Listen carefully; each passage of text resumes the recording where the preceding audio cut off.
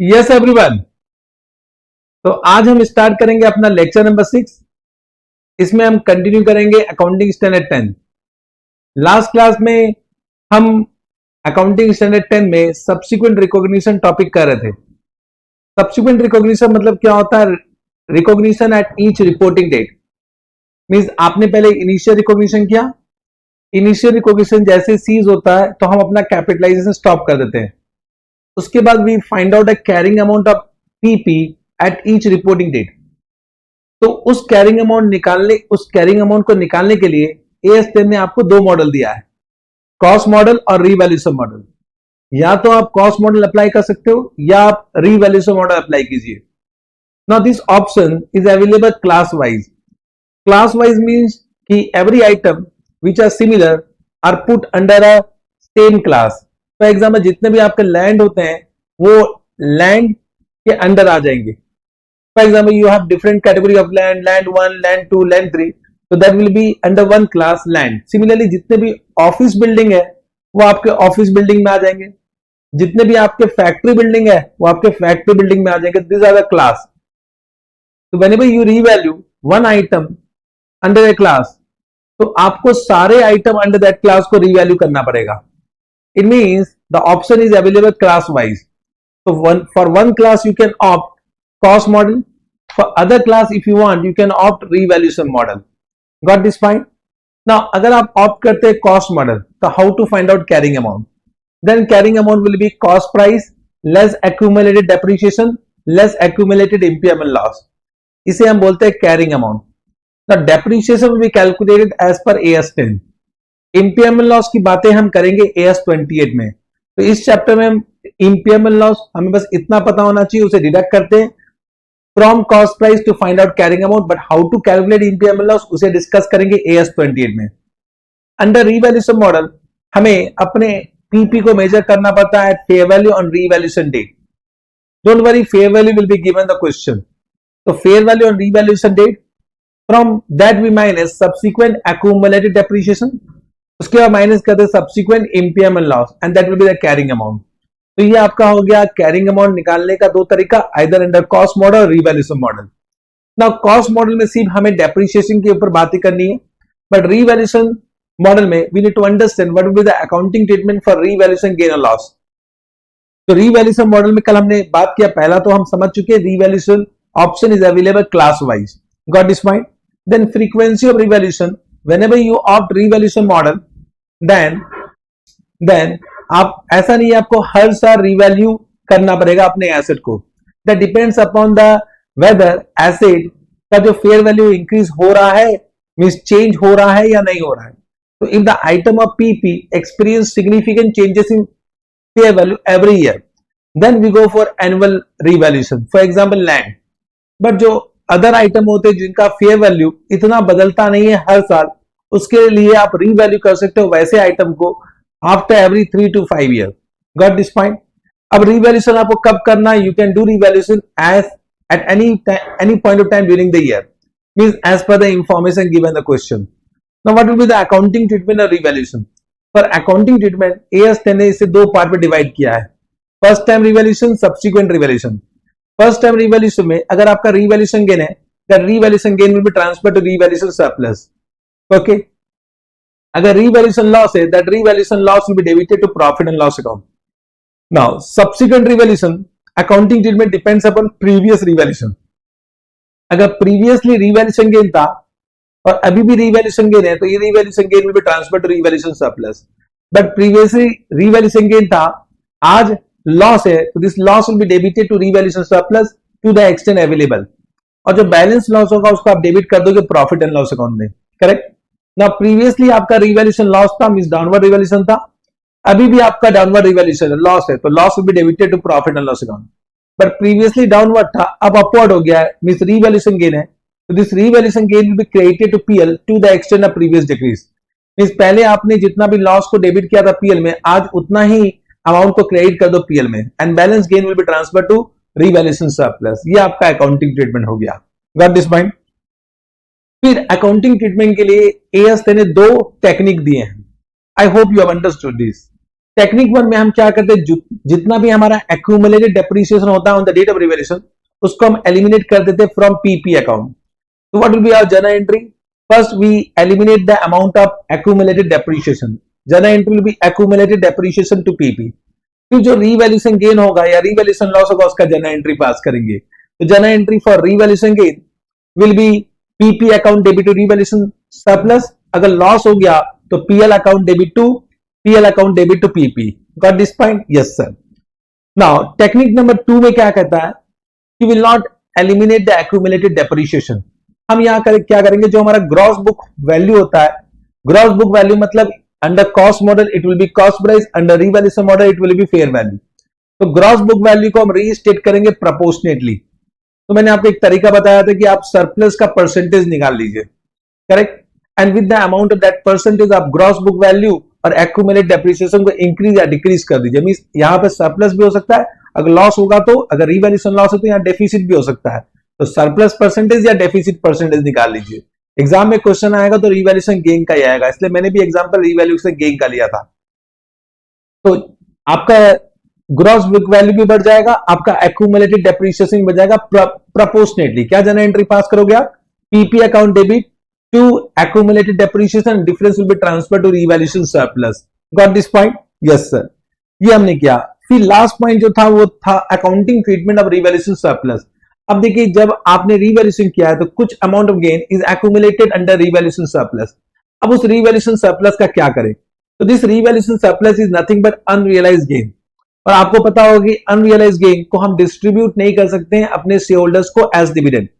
But can you say once the asset is derecognised, जैसे आप PP को sell कर देते हो और the asset is derecognised, तो can you say this unrealised gain will become realised gain. क्योंकि जैसे आपने एसेट को बेच दिया तो whatever unrealised gain you have that will become realised gain. तो हमारा एएस 10 क्या बोलता है? Once the asset is derecognised you transfer the entire amount of revaluation gain from revaluation surplus to retain earning. Means आपका general entry क्या होगा? Revaluation surplus account debit to retain earning. तो इन्होंने the accounting treatment of revaluation surplus के लिए दो option दिया है. वन सेकंड, दो ऑप्शन है. देखिए, जब भी आपके पास दो ऑप्शन होता है इसका मतलब एक सिंपल अकाउंटिंग होता है, एक फेयर अकाउंटिंग होता है. तो मैं हमेशा पहले आपको सिंपल अकाउंटिंग देता हूं. सिंपल अकाउंटिंग में उन्होंने क्या किया? Revaluation surplus, entire revaluation surplus will be transfer retain earning on derecognition of the asset. Means जैसे पीपी को डी रिकॉग्नाइज किया, रीवैल्यूएशन सरप्लस अकाउंट को क्लोज कर दो एंड रिटेन अर्निंग में उसको ट्रांसफर कर दो. तो revaluation surplus of the item of PP may be transfer, may means आपके पास ऑप्शन है, may be transfer retain earning when the asset is derecognised. Retain earning को हम रेवेन्यू रिजर्व भी बोलते हैं, इसे हम रेवेन्यू रिजर्व भी बोलते हैं, रेवेन्यू रिजर्व भी बोलते हैं. अंडरस्टूड? मींस आपका जनरल एंट्री क्या होगा मुझे बताइए. यहां पे जनरल एंट्री होगा आपका रीवैल्यूएशन सरप्लस, रीवैल्यूएशन सरप्लस, इसको क्लोज कर दीजिए और अपने revenue reserve, revenue reserve means it can be general reserve, it can be retain earning. Retain earning का मतलब क्या होता है? जो पीएल का जो सरप्लस बैलेंस बच जाता है आफ्टर डिस्ट्रीब्यूशन और डिविडेंड, उसको हम रिटेन अर्निंग बोलते हैं. तो उन्होंने रेवेन्यू रिजर्व बोला है, तो कोई भी रेवेन्यू रिजर्व में आप ट्रांसफर कर सकते हो उसको. Which are available for distribution of dividend, which are available for distribution of dividend. Got this point? तो आपका ये जनरल एंट्री होगा revaluation surplus account debit to revenue reserve. ये तो बड़ा आसान है. Means on derecognition of asset, आप वेट कीजिए कि कब एसेट को डी रिकॉग्नाइज करेंगे. जैसे एसेट को डी रिकॉग्नाइज किया, मीन सेल कर दिया, तो उसको आप एलिमिनेट कर दोगे अपने फाइनेंशियल स्टेटमेंट से और रीवैल्यूएशन सरप्लस को ट्रांसफर कर दोगे रिटेन अर्निंग में. Got this point? करेक्ट. ये आपका सिंपल अकाउंटिंग है, ये इसमें तो कुछ बताने की जरूरत नहीं हुआ. सेकंड पॉइंट क्या बताता है? इसके अलावा जो फेयर अकाउंटिंग है वहां पे एएस 10 क्या बोलता है कि आप पूरा अमाउंट ऑफ रीवैल्यूएशन सरप्लस को इंटायरली मत ट्रांसफर कीजिए रिटेन अर्निंग में on derecognition of the asset. हालांकि वो क्या बोलते हैं कि during the remaining useful life थोड़ा अमाउंट रीवैल्यूएशन सरप्लस से ट्रांसफर कीजिए रिटेन अर्निंग में ड्यूरिंग इस remaining useful life, and that amount of transfer will be equal to the amount of additional depreciation due to revaluation. अब आपको पता है जब भी revaluation gain होगा तो it means the carrying amount will increase. carrying amount increase हो जाएगा तो of course depreciation बढ़ जाएगा, उसे हम बोलते हैं additional depreciation due to revaluation. Got this point? So what AS10 want to say, the amount equal to additional depreciation will be transferred from revaluation surplus to retained earning or revenue reserve during its remaining useful life. During its remaining useful life, the portion of revaluation surplus may be transferred to retained earning. Retained earning means revenue reserve during the remaining useful life of the asset. During the remaining useful life of the asset, an amount transferred will be equal to additional depreciation due to revaluation. थोड़ा थोड़ा समझ में आ रहा है? एक example लेते हैं, चलिए इसको समझाने के लिए एक एग्जांपल लेते हैं. Just try to understand whatever I am saying. Okay, sir. Let's say कि this is y0. Y0 means आपने this is the beginning of year 1, correct? And y1 means year and 1. ये हो गया year and 2. ये हो गया year and 3. ये हो गया year and 4. ये हो गया year and 5. Got this point? आपने इनिशियली एक एसेट खरीदा, cost price is equal to 100, correct, और उसका useful life let's say it is useful life let's say it is 10 year. Useful life is 10 year and आप depreciation charge करोगे on SLM basis. तो पहले साल का डेप्रीशिएशन कितना हुआ मुझे बताइए. पहले साल का डेप्रीशिएशन हुआ 10, देन सेकेंड ईयर का डेप्रीशिएशन भी हुआ 10. तो यहां पर आपका कैरिंग अमाउंट कितना हो गया. The carrying amount will be equal to 100 minus 10 is equal to 80, is equal to 80, correct. Now at the end of second year, let's say कि आप asset को revalue करते हो and there is a revaluation gain. There is a revaluation gain. I hope you are understanding. Got this point? Let us assume कि आपने asset को revalue किया by rupees. Let me once check. Let us say आपने revalue किया by 40, तो ये आपका revaluation gain हो गया. This is revaluation gain and the revise carrying amount, या बोल सकते हैं फेयर वैल्यू. जो फेयर वैल्यू होगा आज के दिन, what is the fair value. Fair value is equal to 120 इसका फेयर वैल्यू हो गया. Now on this date what is the remaining useful life. Remaining useful life is what your remaining. RUL means remaining useful life. Okay, तो remaining useful life कितना हुआ. Of course 10 में से 2 साल गया तो 8 साल बचा. Yes sir. तो remaining useful life is equal to 8 year. Remaining useful life is 8 year.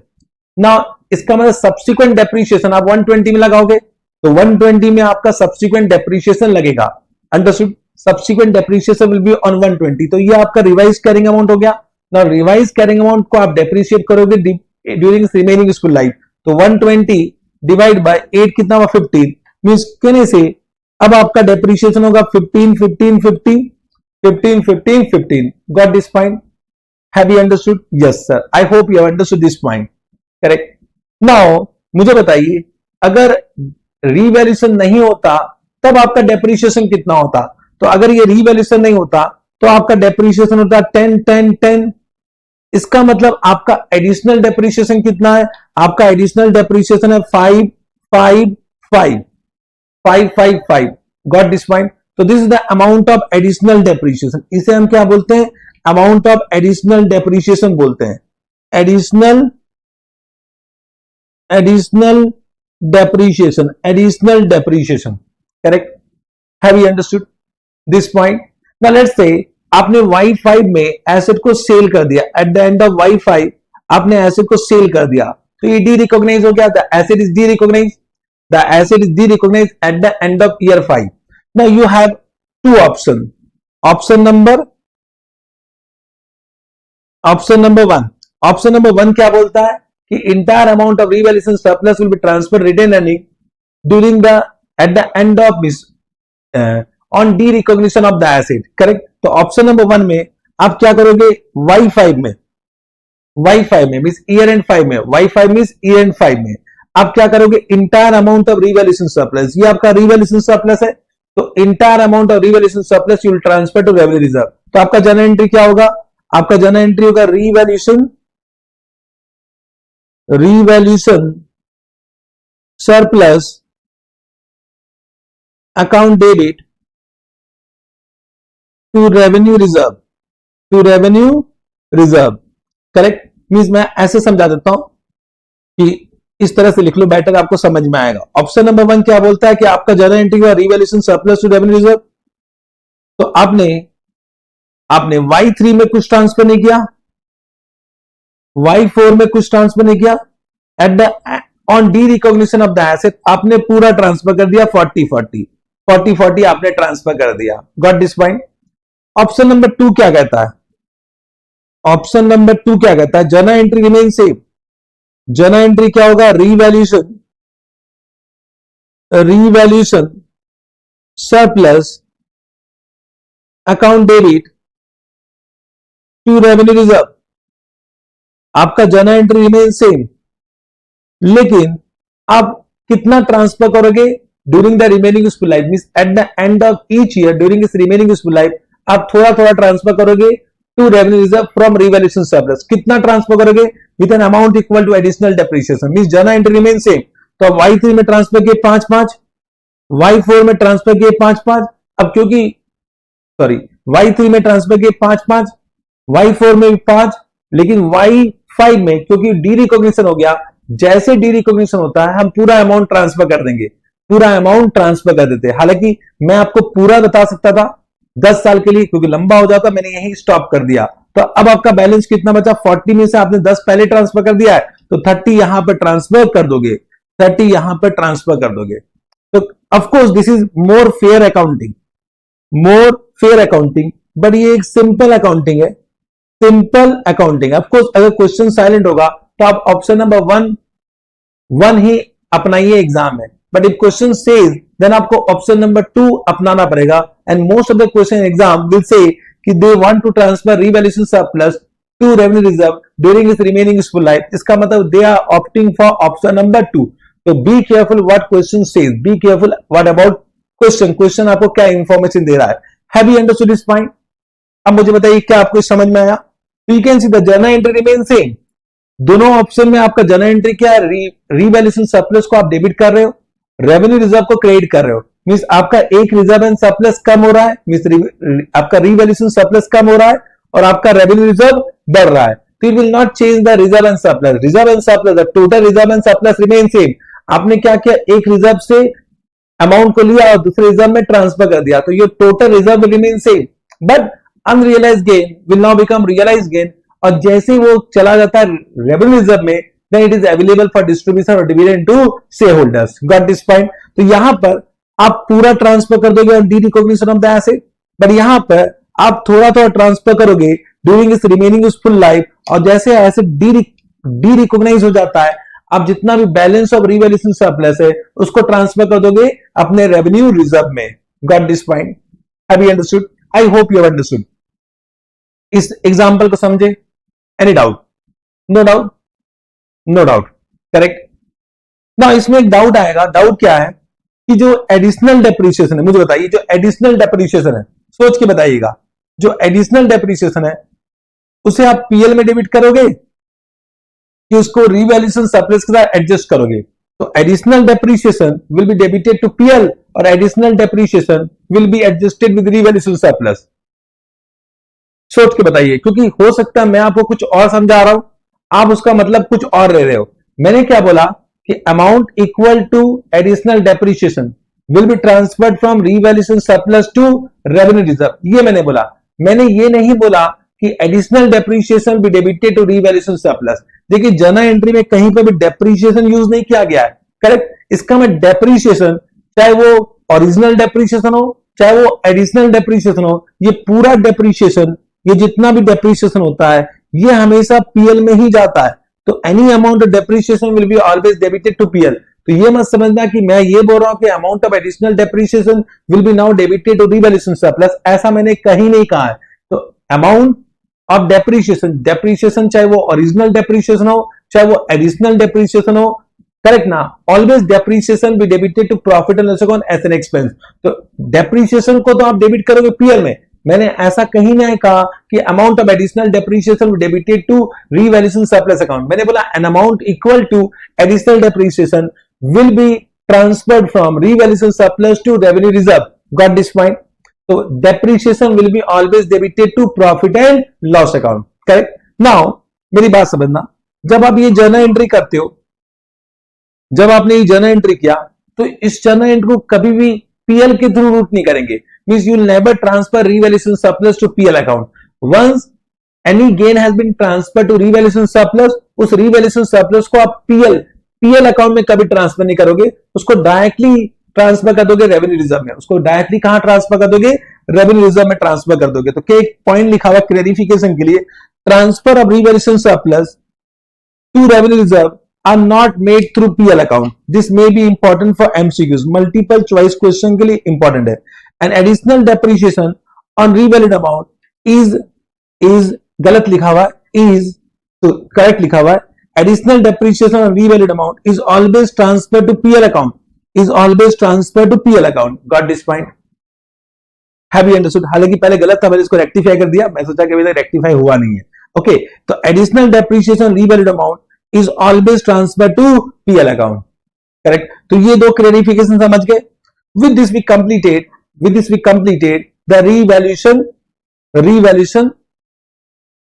journal entry. Understood? Now let us take some question for better understanding. कुछ questions ले, yes सर लेते हैं, आइए। Come to question number आ जाइए।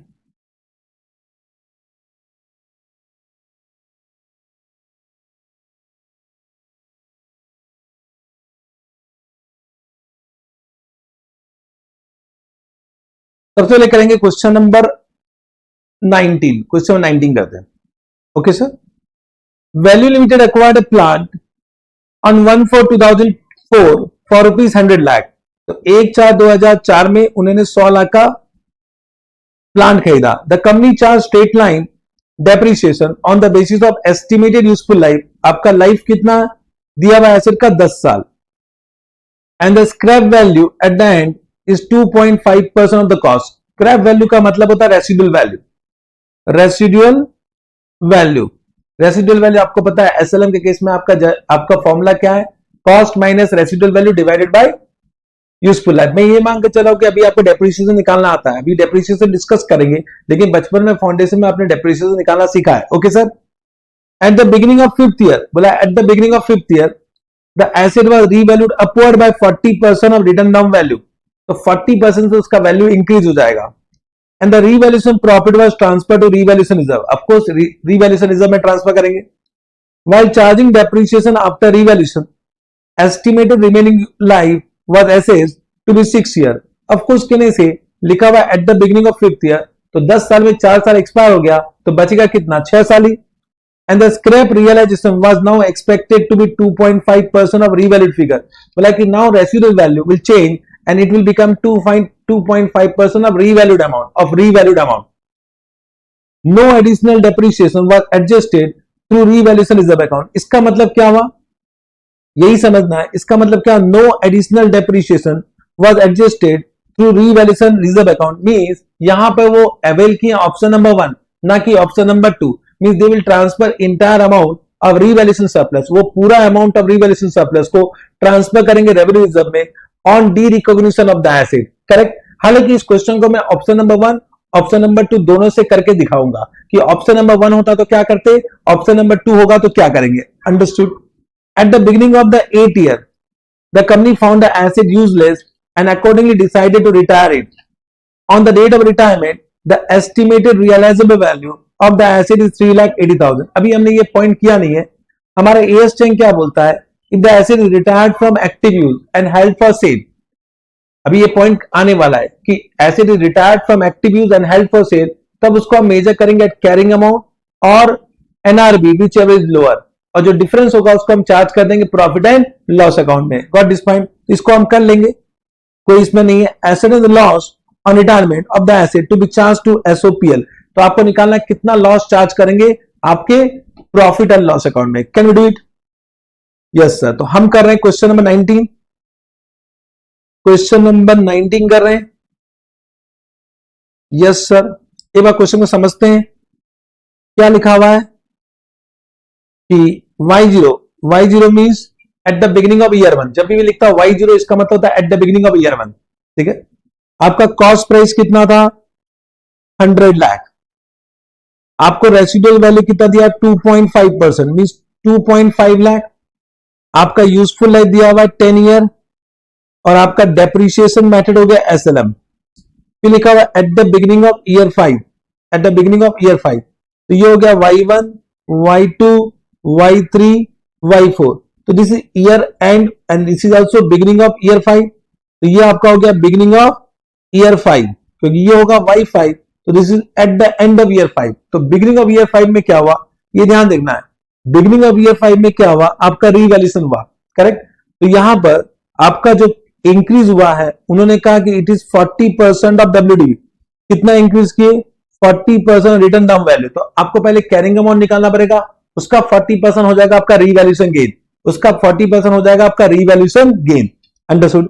फिर यहां पर बोला कि आपका रिमेनिंग यूजफुल लाइफ कितना है, रिमेनिंग यूजफुल लाइफ आपका 6 साल है, और आपका रेसिडुअल वैल्यू कितना आ गया, तो यहां पर रेसिडुअल वैल्यू बोलता है 2.5% ऑफ फेयर वैल्यू, मतलब यहां पर आप फेयर वैल्यू निकालो, तो फेयर वैल्यू कितना होगा, अगर आप 40% WDV ऐड कर दोगे कैरिंग अमाउंट, वही फेयर वैल्यू होगा, उसका 2.5% इज रेसिडुअल वैल्यू, समझे। फिर बोला कि क्या बोला कि eight the beginning of 8 year, eight the beginning of 8 year ऐसे रिटायर्ड हो जाता है, इसका मतलब ये हो गया y5, ये हो गया y6, ये हो गया y7, तो this is the beginning of 8 year, this is the beginning of 8 year.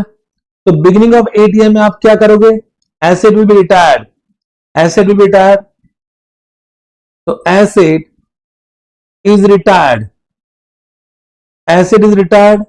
जैसे एसेट रिटायर्ड होता है तो हम कैरिंग अमाउंट और NRV निकालते हैं, and which ever is lower उसमें मेजर करते हैं, विच एवर इज लोअर में मेजर करते हैं। तो आपको यहां पर NRV कितना दिया, देखिए नेट रियलाइजेबल वैल्यू आपको दिया है एसेट का 3,80,000, तो यहां का NRV कितना दिया हुआ है, 3,80,000 आपको दिया है, understood, have you understood. But देखिए अभी एसेट रिटायर्ड हुआ है and it is held for cell, but it is not sold, अभी इसको सेल नहीं किया, it is not yet sold, it is not yet sold. तो अभी जब तक सेल नहीं हुआ है आप रिवैल्यूएशन सरप्लस को रेवेन्यू रिजर्व में ट्रांसफर नहीं करोगे, अगर ऑप्शन नंबर 1 है, लेकिन ऑप्शन नंबर 2 है तो थोड़ा थोड़ा ट्रांसफर करोगे during is remaining is full life. I hope you have understood this point. Now let us do the solution, करें। तो सबसे पहले आपको निकालना है point number 1, calculation of carrying amount of plant कितने से, eight the beginning of year 8, eight the beginning of year 8, beginning of year 8। तो आपका इनिशियल कॉस्ट कितना था मुझे बताइए, इनिशियल कॉस्ट, इनिशियल कॉस्ट कितना है आपका 100 लाख है, 100 लाख, तो लिख लीजिए rupees in lakhs, rupees in lakhs, correct.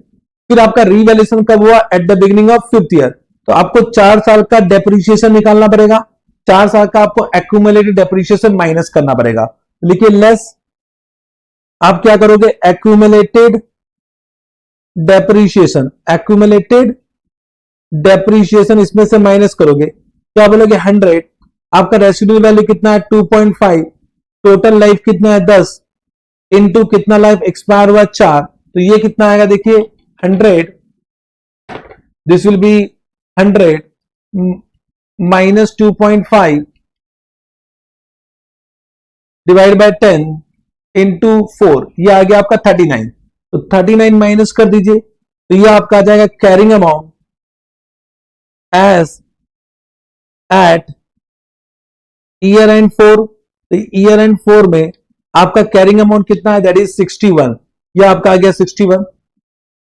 अब at the beginning of year 5 means next day आपका रीवैल्यूएशन होता है, तो आप इसमें ऐड करोगे रीवैल्यूएशन गेन, ऐड करोगे revaluation gain, revaluation gain, and this revaluation gain will be credited to what, बताओ, it will be credited to revaluation surplus, आप बोल सकते हैं it is credited to revaluation surplus. तो कितना आप क्रेडिट कर दोगे अपने रीवैल्यूएशन सरप्लस अकाउंट में, तो वो बोला है 40% ऑफ WDV, तो 40% WDV मींस 40% ऑफ 61, 61 ही carrying amount, carrying amount and WDV are same, तो 61 इंटू 40% कितना आया, दैट इज 24.40, तो 24.40 आपका हो गया रीवैल्यूएशन सरप्लस अकाउंट में ट्रांसफर हो जाएगा, और ये आपका हो गया रिवाइज कैरिंग अमाउंट, इसको हम क्या बोलते हैं, रिवाइज कैरिंग अमाउंट बोलते हैं, revise carrying amount after revaluation, revise carrying amount after revaluation, जो कि nothing, it is nothing but fair value. आप इसमें फेयर वैल्यू लिख सकते हो, ये फेयर वैल्यू है, फेयर वैल्यू है, तो it is revise carrying amount after revaluation eight the beginning of year 5। तो एट बिगिनिंग ऑफ ईयर 5 ये कितना आया, दैट इज, प्लस कर दीजिए इसमें 61, तो ये आ जाएगा 85.40, ये आपका हो गया 85.40। Understood, correct. तो आप यहां तक पहुंच चुके हो, अब आपको यहां जाना है, तो 1 2 3, अब आपका 3 साल का वापस से एक्यूमुलेटेड डेप्रिसिएशन कैलकुलेट करना है, तो वापस से इसमें से माइनस कीजिए एक्यूमुलेटेड डेप्रिसिएशन, इसको बोलते हैं सब्सिक्वेंट, इसे बोलते हैं subsequent accumulated depreciation after revaluation।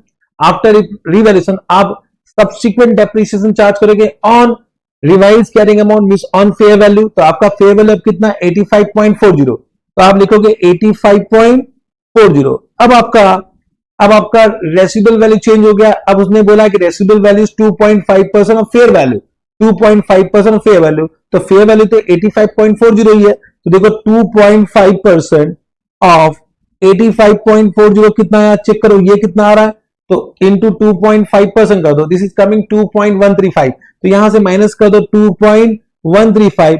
अब आपका रिमेनिंग यूजफुल लाइफ कितना 6, और आपका एक्सपायर्ड लाइफ कितना हो गया 3, तो मल्टीप्लाई कर दो 3 से, गॉट दिस पॉइंट। तो ये आपका सब्सिक्वेंट डेप्रिसिएशन हो जाएगा at the till the date, means कितने साल के लिए, till the date the asset is retired from active use, means at the beginning of year 8 तक, means at the end of year 7 बोल सकते हो आप। तो ये कितना आया, this is 85.4 minus 2.135 divide by 6 into 3, तो ये आ जाएगा 41.6325, मैं पूरा लिख देता हूं, तो दिस इज 41.6325, करेक्ट। तो आपका कैरिंग अमाउंट कितना आया, दिस इज कैरिंग अमाउंट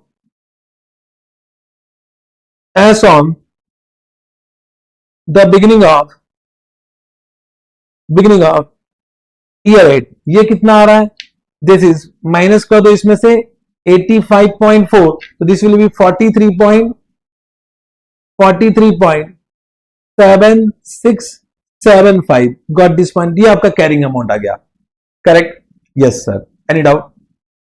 ना पॉइंट नंबर 2 लिखो, point number 2, calculation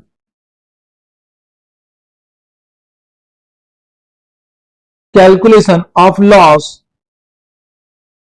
on retirement of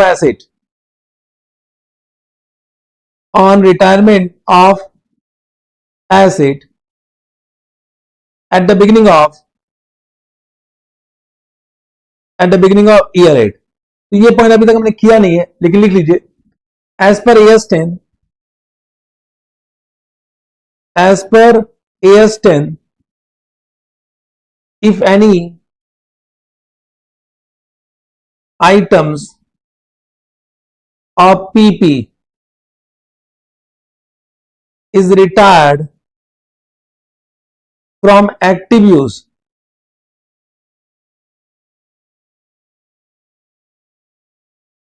and held for sale, इसका मतलब क्या है कि अब आप उसको यूज नहीं करोगे, अब उसको आपने बेचने का सोच लिया है, held for cell.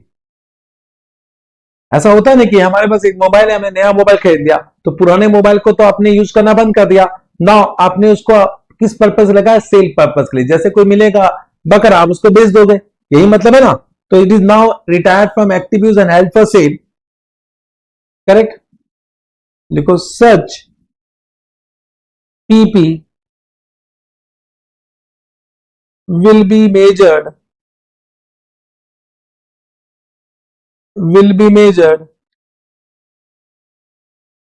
at lower of is carrying amount and NRV।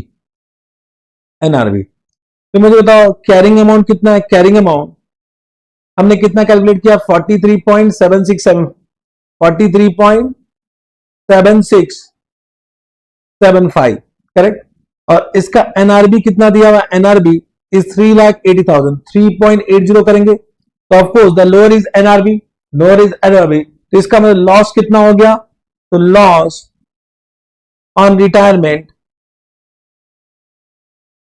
And this will be debited to PL, it will be transfer to PL, इसको आप डेबिट कर दोगे पीएल में, debited to PL will be how much, correct, तो ये कितना आया, this will be equal to 39.9675 तो ये लॉस हो गया, this loss will be debited to profit and loss account. तो जो भी लॉस ऑन रिटायरमेंट होता है उसको आप ट्रांसफर कर देते हो प्रॉफिट एंड लॉस अकाउंट में। एनी डाउट, यहां तक तो समझ गए, इसमें कोई डाउट नहीं है, करेक्ट। लेकिन अब what is the treatment of accumulated revaluation surplus, तो लिखिए पॉइंट नंबर 3। हालांकि ये क्वेश्चन पूछा नहीं है, फिर भी मैं आपको समझाऊंगा। पॉइंट नंबर 3 में आ जाइए,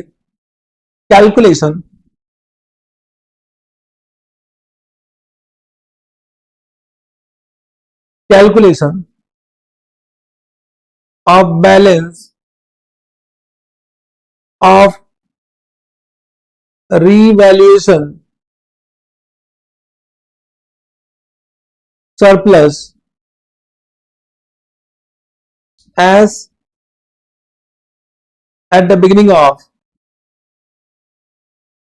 year 8, करेक्ट।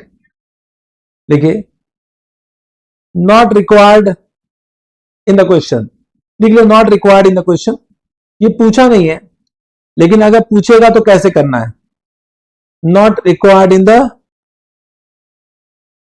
क्वेश्चन, समझे कि क्वेश्चन पूछा नहीं है, अगर लेकिन पूछता तो क्या करते। तो यहां पे केस 1, हालांकि क्वेश्चन में केस नंबर 1 ही दिया हुआ है, लेकिन हम दोनों केस करेंगे कि अगर केस 1 ही पूछता और केस नंबर 2 भी पूछता तो कैसे करते। तो केस नंबर 1 क्या है, if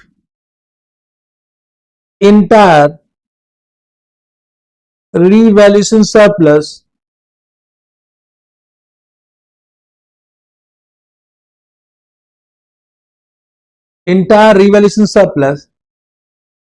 is transferred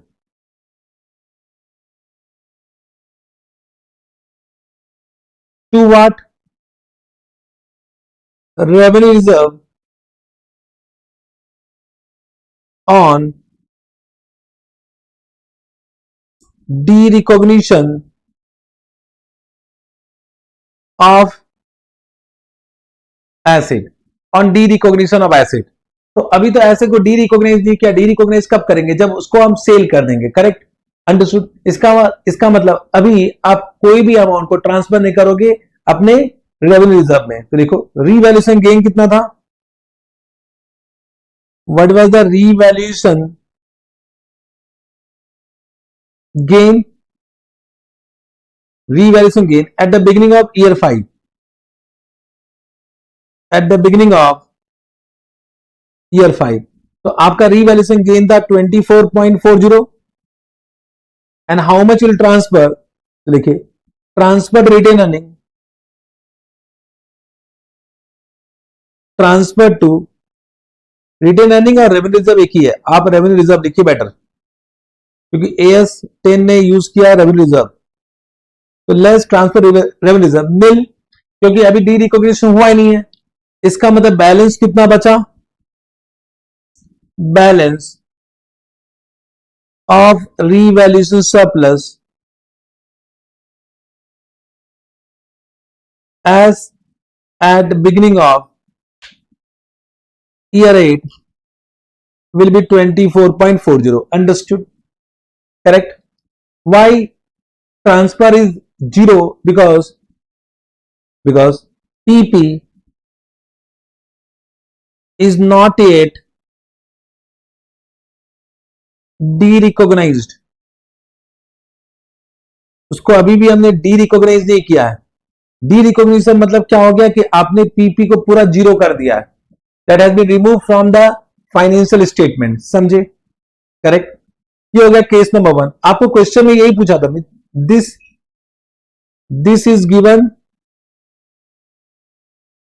is given in question, तो अगर पूछता तो आप यही करते, लेकिन सपोज ऑप्शन नंबर 2 भी पूछ लिया, लिखिए केस नंबर 2, केस नंबर 2 जो कि ज्यादा इंटरेस्टिंग है।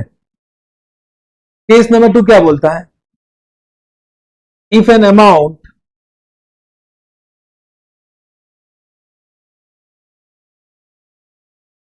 equal to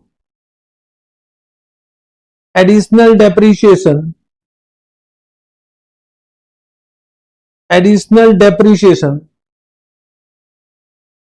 will be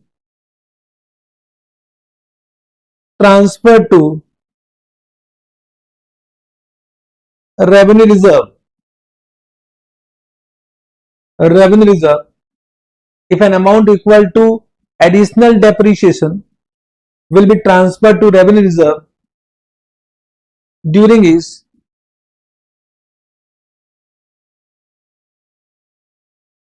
remaining useful life. समझे, ये आपका हो गया सेकेंड ऑप्शन। तो यहां क्या करेंगे, आपका revaluation gain as at beginning of year 5 कितना है, बिगिनिंग ऑफ ईयर 5 आपका है 24.40, करेक्ट। ओके सर, अब आप ट्रांसफर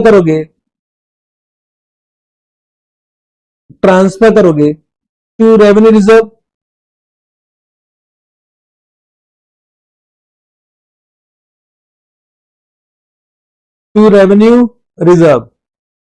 कितने साल के लिए चेक करो, तो आपका कितना साल एक्सपायर हो गया है, तो आप चेक करो 1 2 3, तो रिमेनिंग यूजफुल लाइफ 6 ईयर है, लेकिन 3 साल एक्सपायर हो गया।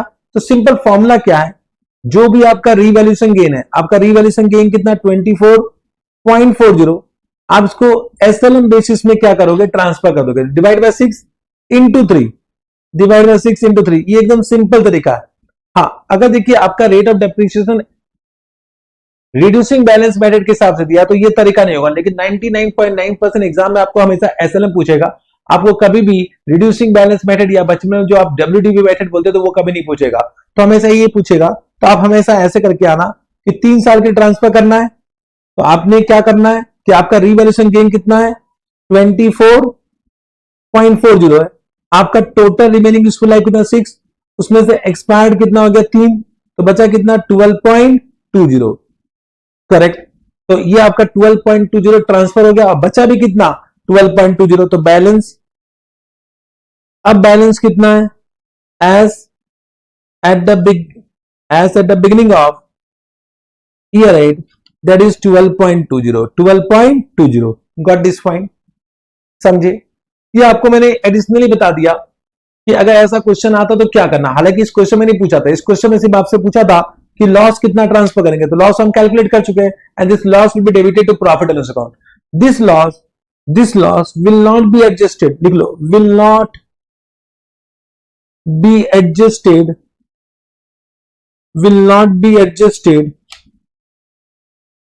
with revaluation surplus, means revaluation surplus का एडजस्टमेंट करना। आपने बोलेगा सर गेन है, उसके साथ लॉस को एडजस्ट कर दीजिए, वो गलत हो जाएगा, that will be wrong. Okay sir, एक और क्वेश्चन करते हैं फॉर प्रैक्टिस, इतना समझ में आया, एक और क्वेश्चन ले लें। चलिए क्वेश्चन 20 नॉट, क्वेश्चन नंबर 21 में आइए। Hema limited purchase a machinery, आप टाइमलाइन ड्रॉ कीजिए अपने आप, जैसे मैं टाइमलाइन ड्रॉ करता हूं आप भी कीजिए। तो हेमा लिमिटेड ने परचेज किया machinery on 1/4/2008 for ₹15 lakh.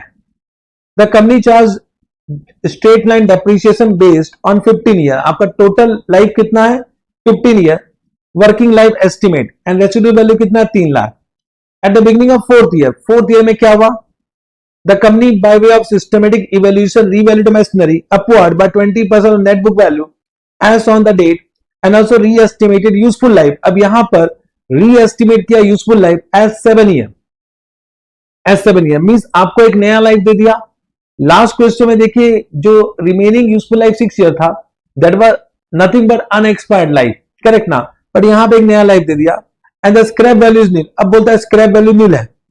The increase in the net book value was created directly to revaluation reserve, ये तो होना ही है। Depreciation on SLM basis later was charged to PL account, of course PL account में charge करेंगे, ये तो मैंने बता दिया है। डेप्रिसिएशन को कभी भी रीवैल्यूएशन सरप्लस में एडजस्ट नहीं कर सकते हैं। At the beginning of 8 year the company decided to dispose of the machinery and estimated the realisable value to 2 lakh, अब सेल कर दिया, अब इसको सेल कर दिया, डी रिकॉग्नाइज हो गया। You are required to asset an amount charge to PL account at the beginning of 8 year with reference to AS10। तो आपको देख बताना है कि लॉस कितना हुआ और कितना अमाउंट चार्ज करो प्रॉफिट एंड लॉस अकाउंट में।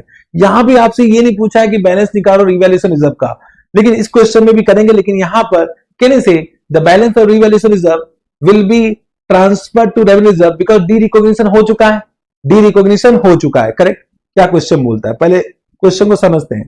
तो ये क्वेश्चन को समझना बहुत जरूरी है। क्वेश्चन नंबर 21 कर रहे हैं, क्या क्या बोलता है।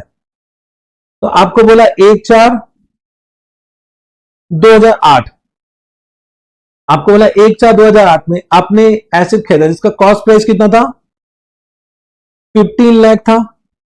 करेक्ट, आपको यहां पर यूजफुल लाइफ दे दिया है 15 ईयर, आपको यहां पर रेसिडुअल वैल्यू दिया है 3 लाख और आपका मेथड डेप्रिसिएशन SLM है। चेक कर लो क्या मैंने सही लिखा है। यस सर, आपने एकदम परफेक्ट लिखा। फिर eight the beginning of year 4, eight the beginning of year 4, तो ये हो गया 1 Y1, ये हो गया Y2, ये हो गया Y3। करेक्ट, तो ये हो गया बिगिनिंग ऑफ ईयर 4। ये बड़ा खतरनाक होता है, ये बिगिनिंग ऑफ ईयर 4, क्योंकि आप Y4 यहां लिखोगे लेकिन वो ईयर एंड 4 है।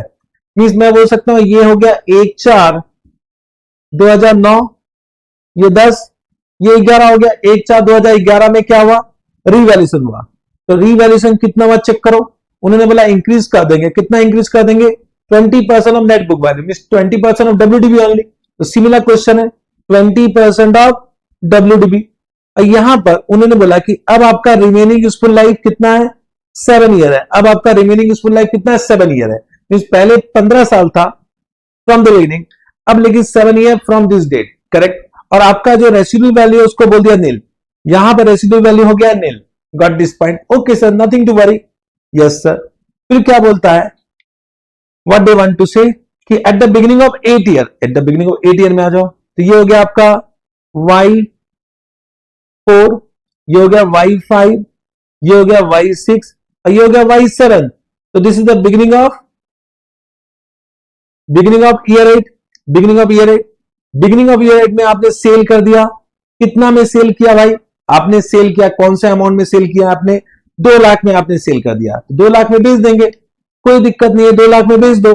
करेक्ट, तो ये आपका क्या हो गया 1/4/2012, ये हो गया 13, ये हो गया 14, ये हो गया 15। आप डेट भी लिख सकते हो, एनी डाउट। अब करें, चलिए करते हैं। तो फिर आपको क्या निकालना है, गेन और लॉस। अब डायरेक्टली निकाल सकते गेन और loss on cell of asset. तो लिखिए point number 1, calculation of gain और लॉस। तो अभी आपको पता नहीं है गेन है कि लॉस, हालांकि क्वेश्चन तो यही समझ में आ रहा है लॉस होने वाला है। तो लिखा you are required to asset the amount charge to PL account, charge to PL account means loss. Correct, लेकिन फिर भी कोई दिक्कत नहीं, हम गेन और लॉस दोनों लिखेंगे क्योंकि अभी आपको पता नहीं गेन होने वाला है लॉस होने वाला है। कैलकुलेशन ऑफ गेन और loss on cell of PP eight the beginning of year 8, that is आप लिख सकते हो 1/4/2015, 1/4/2015 लिख सकते हो। ठीक है, लास्ट क्वेश्चन में डेट नहीं दिया हुआ, इस क्वेश्चन में डेट दिया हुआ है। ओके सर, तो आपको इनिशियल कॉस्ट कितना दिया हुआ है,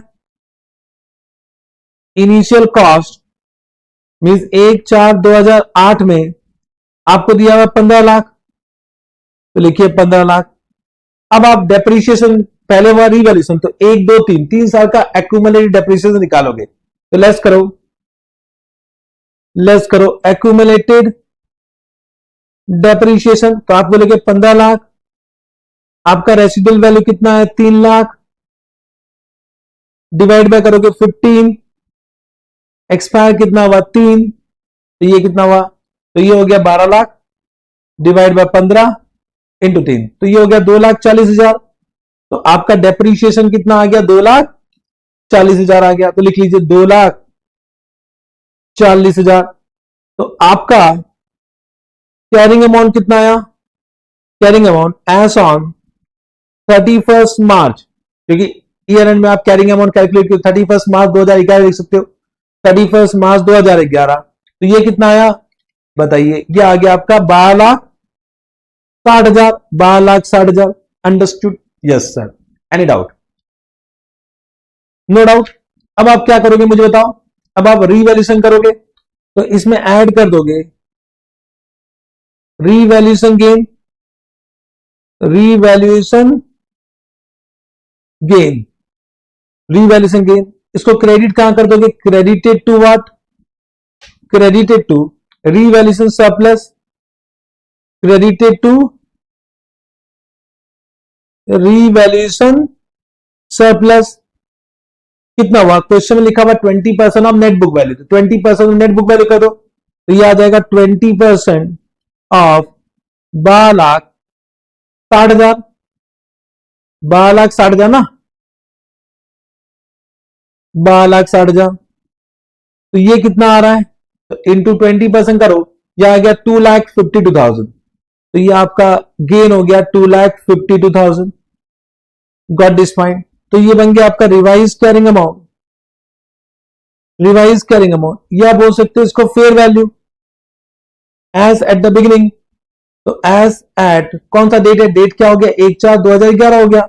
लिख लो 1/4/2011। क्या लिख सकते हो? Beginning of year 4। ओके, तो ये हो गया 12,60,000 प्लस 2,52,500। तो this will B 15,12,500। Okay sir, ये भी खत्म हो गया। Any doubt? बोलिए। सॉरी, कुछ एक बार के 12,60,000 इंटू 20%, अरे ये मैंने 500 को लिख दिया। इट इज 52,000, इट इज 15,12,000 आया। Okay sir? Yes sir. फिर आपका क्या हुआ? यहां तक आप पहुंच चुके हो, आपको यहां पहुंचना है। तो 1 2 3 4 4 साल का डेप्रिसिएशन चार्ज करोगे तो लिखो लेस।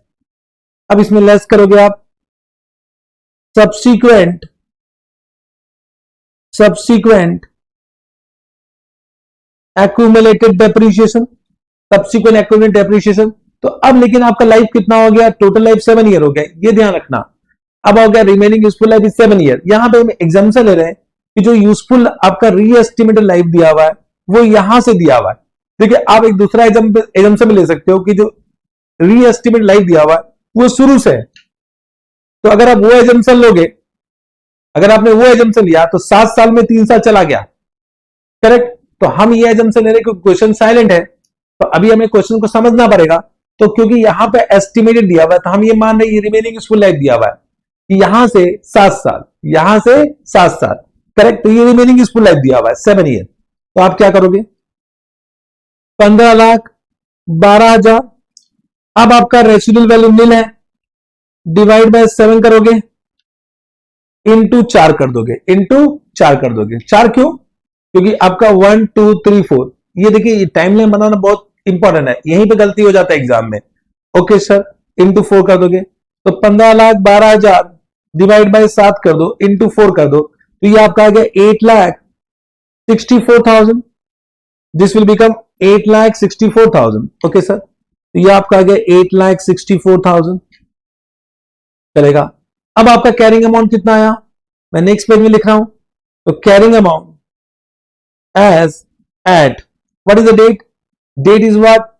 31 मार्च 2015। आपने सेल किया at the beginning of 8 year, तो आप 1/4/2015 में लिख सकते हो। तो एसेट 1/4/2015, ये कितना हुआ? 8,64 से माइनस कर दो 15,12,000, तो ये आ गया 6,48,000। 6,48,000। Got this point? अब आपको दिया हुआ सेल प्रोसीड, इसमें से माइनस कर दो सेल प्रोसीड। तो आपने कितना में बेचा? आपने बेचा है 2 लाख में, तो 2 लाख लिख दो। तो इसका मतलब आप कम अमाउंट बेचा है, तो ये आपका लॉस हो गया। तो what is the loss on sale? And that will be debited to what?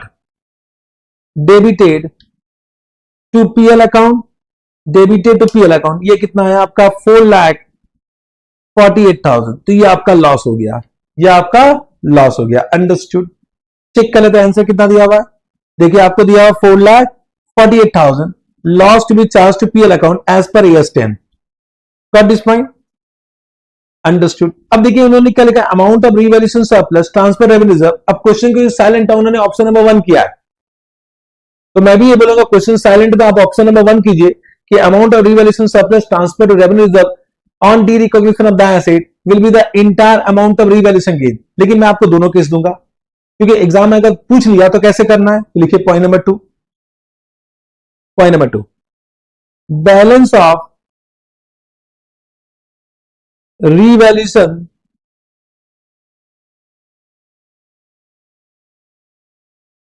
surplus, balance of revaluation surplus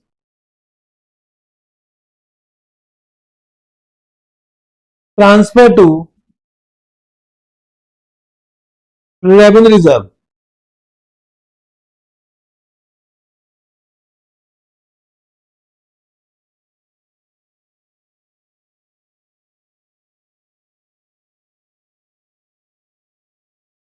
on derecognition of the asset।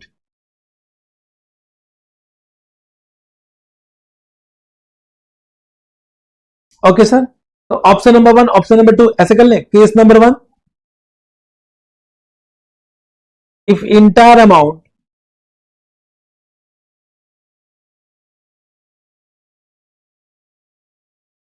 of revaluation surplus is transferred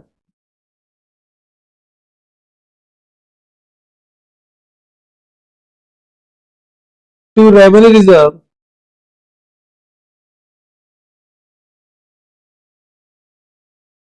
on derecognition of the asset।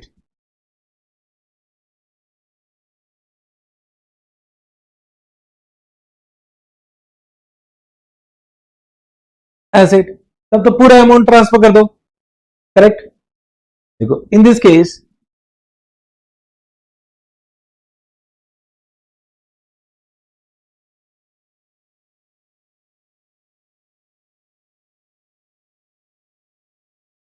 entire revaluation surplus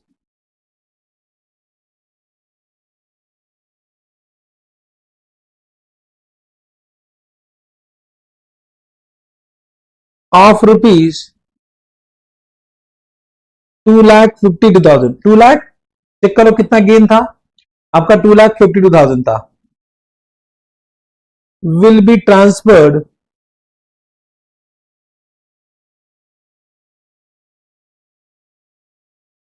to revenue reserve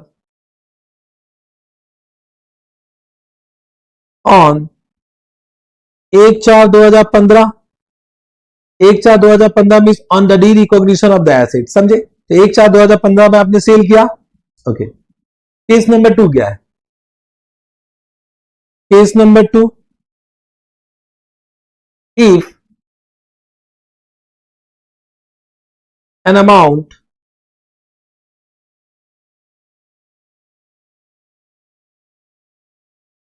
equal to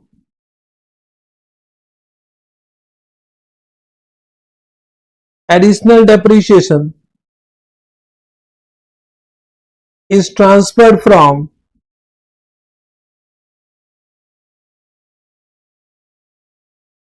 revaluation surplus during his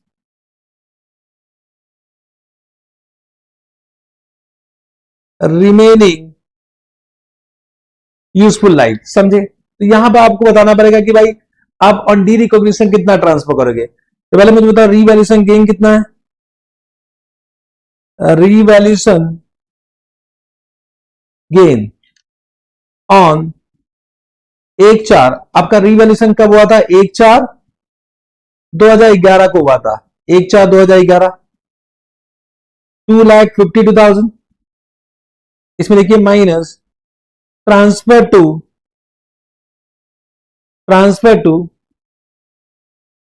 revenue reserve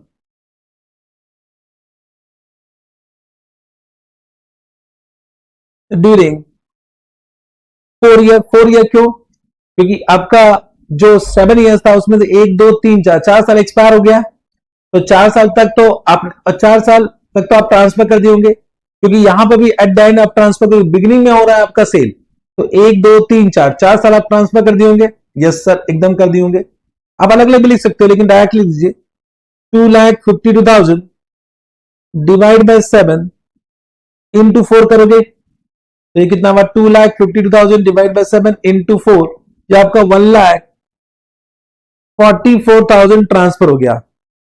mean this balance will be transferred on derecognition of the asset. तो ये balance जो बच गया, balance will be transferred to revenue reserve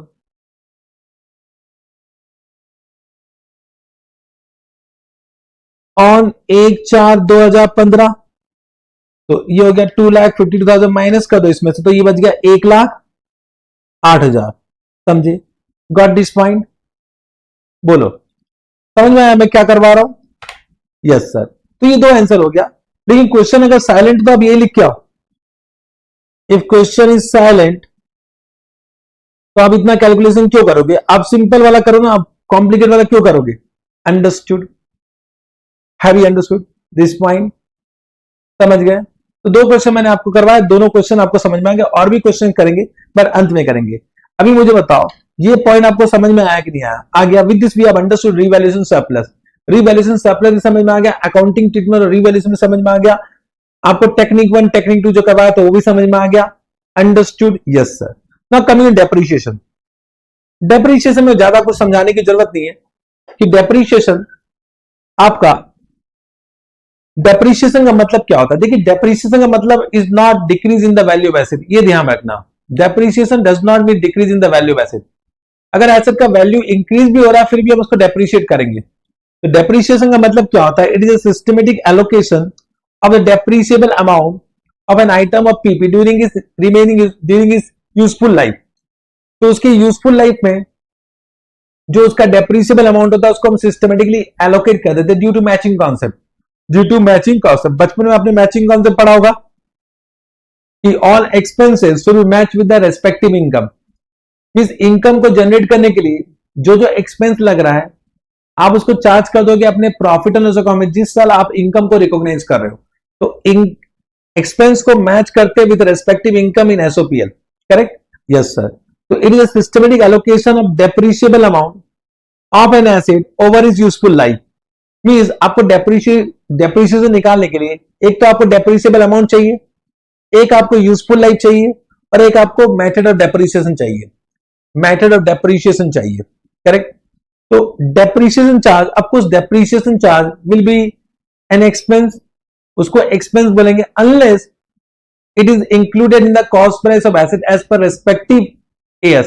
जैसे हमने AS2 में किया कि depreciation of plant and machinery which is engage in the production of asset, उसको आप इंक्लूड कर देते कॉस्ट प्राइस ऑफ इन्वेंट्री में। सिमिलरली इस चैप्टर में भी हमने किया कंस्ट्रक्शन ऑफ पीपी। तो अगर आप कोई एसेट को कंस्ट्रक्ट कर रहे हो और कंस्ट्रक्शन ऑफ पीपी के लिए आपने कोई इक्विपमेंट यूज किया है तो उसका डेप्रिसिएशन भी आप इंक्लूड कर दोगे in the construction cost of that PP. Correct? Depreciation charge for each period should be recognized in PL unless it is included in the carrying amount of another asset. For example, inventory में include कर सकते हैं, PP में include कर सकते हैं। Correct ना? Intangible asset में इंक्लूड कर सकते हैं। करेक्ट ना? तो अगर suppose just try to understand, आपने जो भी कंस्ट्रक्शन किया, आप सपोज एरोप्लेन कंस्ट्रक्ट कर रहे हो, एरोप्लेन आप मैन्युफैक्चर कर रहे हो या कंस्ट्रक्ट कर रहे हो जो भी। करेक्ट ना? तो उसको बनाने के लिए अगर आप कोई इक्विपमेंट यूज कर रहे हो तो उस इक्विपमेंट का डेप्रिसिएशन भी तो इंक्लूड करोगे in the cost price of that PP और cost price of that inventory. Yes sir. Then commencement of depreciation, ये मैंने आपको कल बता दिया था कि व्हेन टू कमेंस डेप्रिसिएशन। बताइए, रेडी जब वो एसिड रेडी होता है कि जब वो एसिड पुट टू यूज होता है? जैसे एसिड रेडी हो गया, आपने यूज करना नहीं भी स्टार्ट किया, आप डेप्रिसिएशन को कमेंस कर दोगे।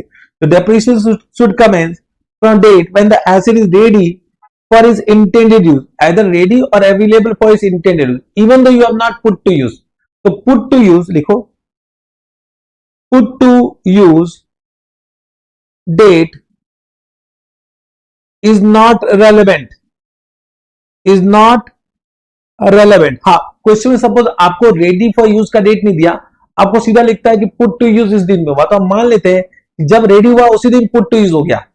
तो अगर क्वेश्चन में आपको रेडी फॉर यूज डेट नहीं देता है तो हम यही मानेंगे जिस दिन उसको यूज किया उसी दिन रेडी हुआ था। लेकिन आपको रेडी फॉर यूज का भी डेट दे दिया, पुट टू यूज का भी डेट दे दिया, तो आप डेप्रिसिएशन कमेंस करोगे from date when the asset is ready. Okay, depreciation cease कब करोगे? तो डेप्रिसिएशन सीज होता है when the asset is retired from its active use and held for sale, और when the asset is derecognised whichever is earlier.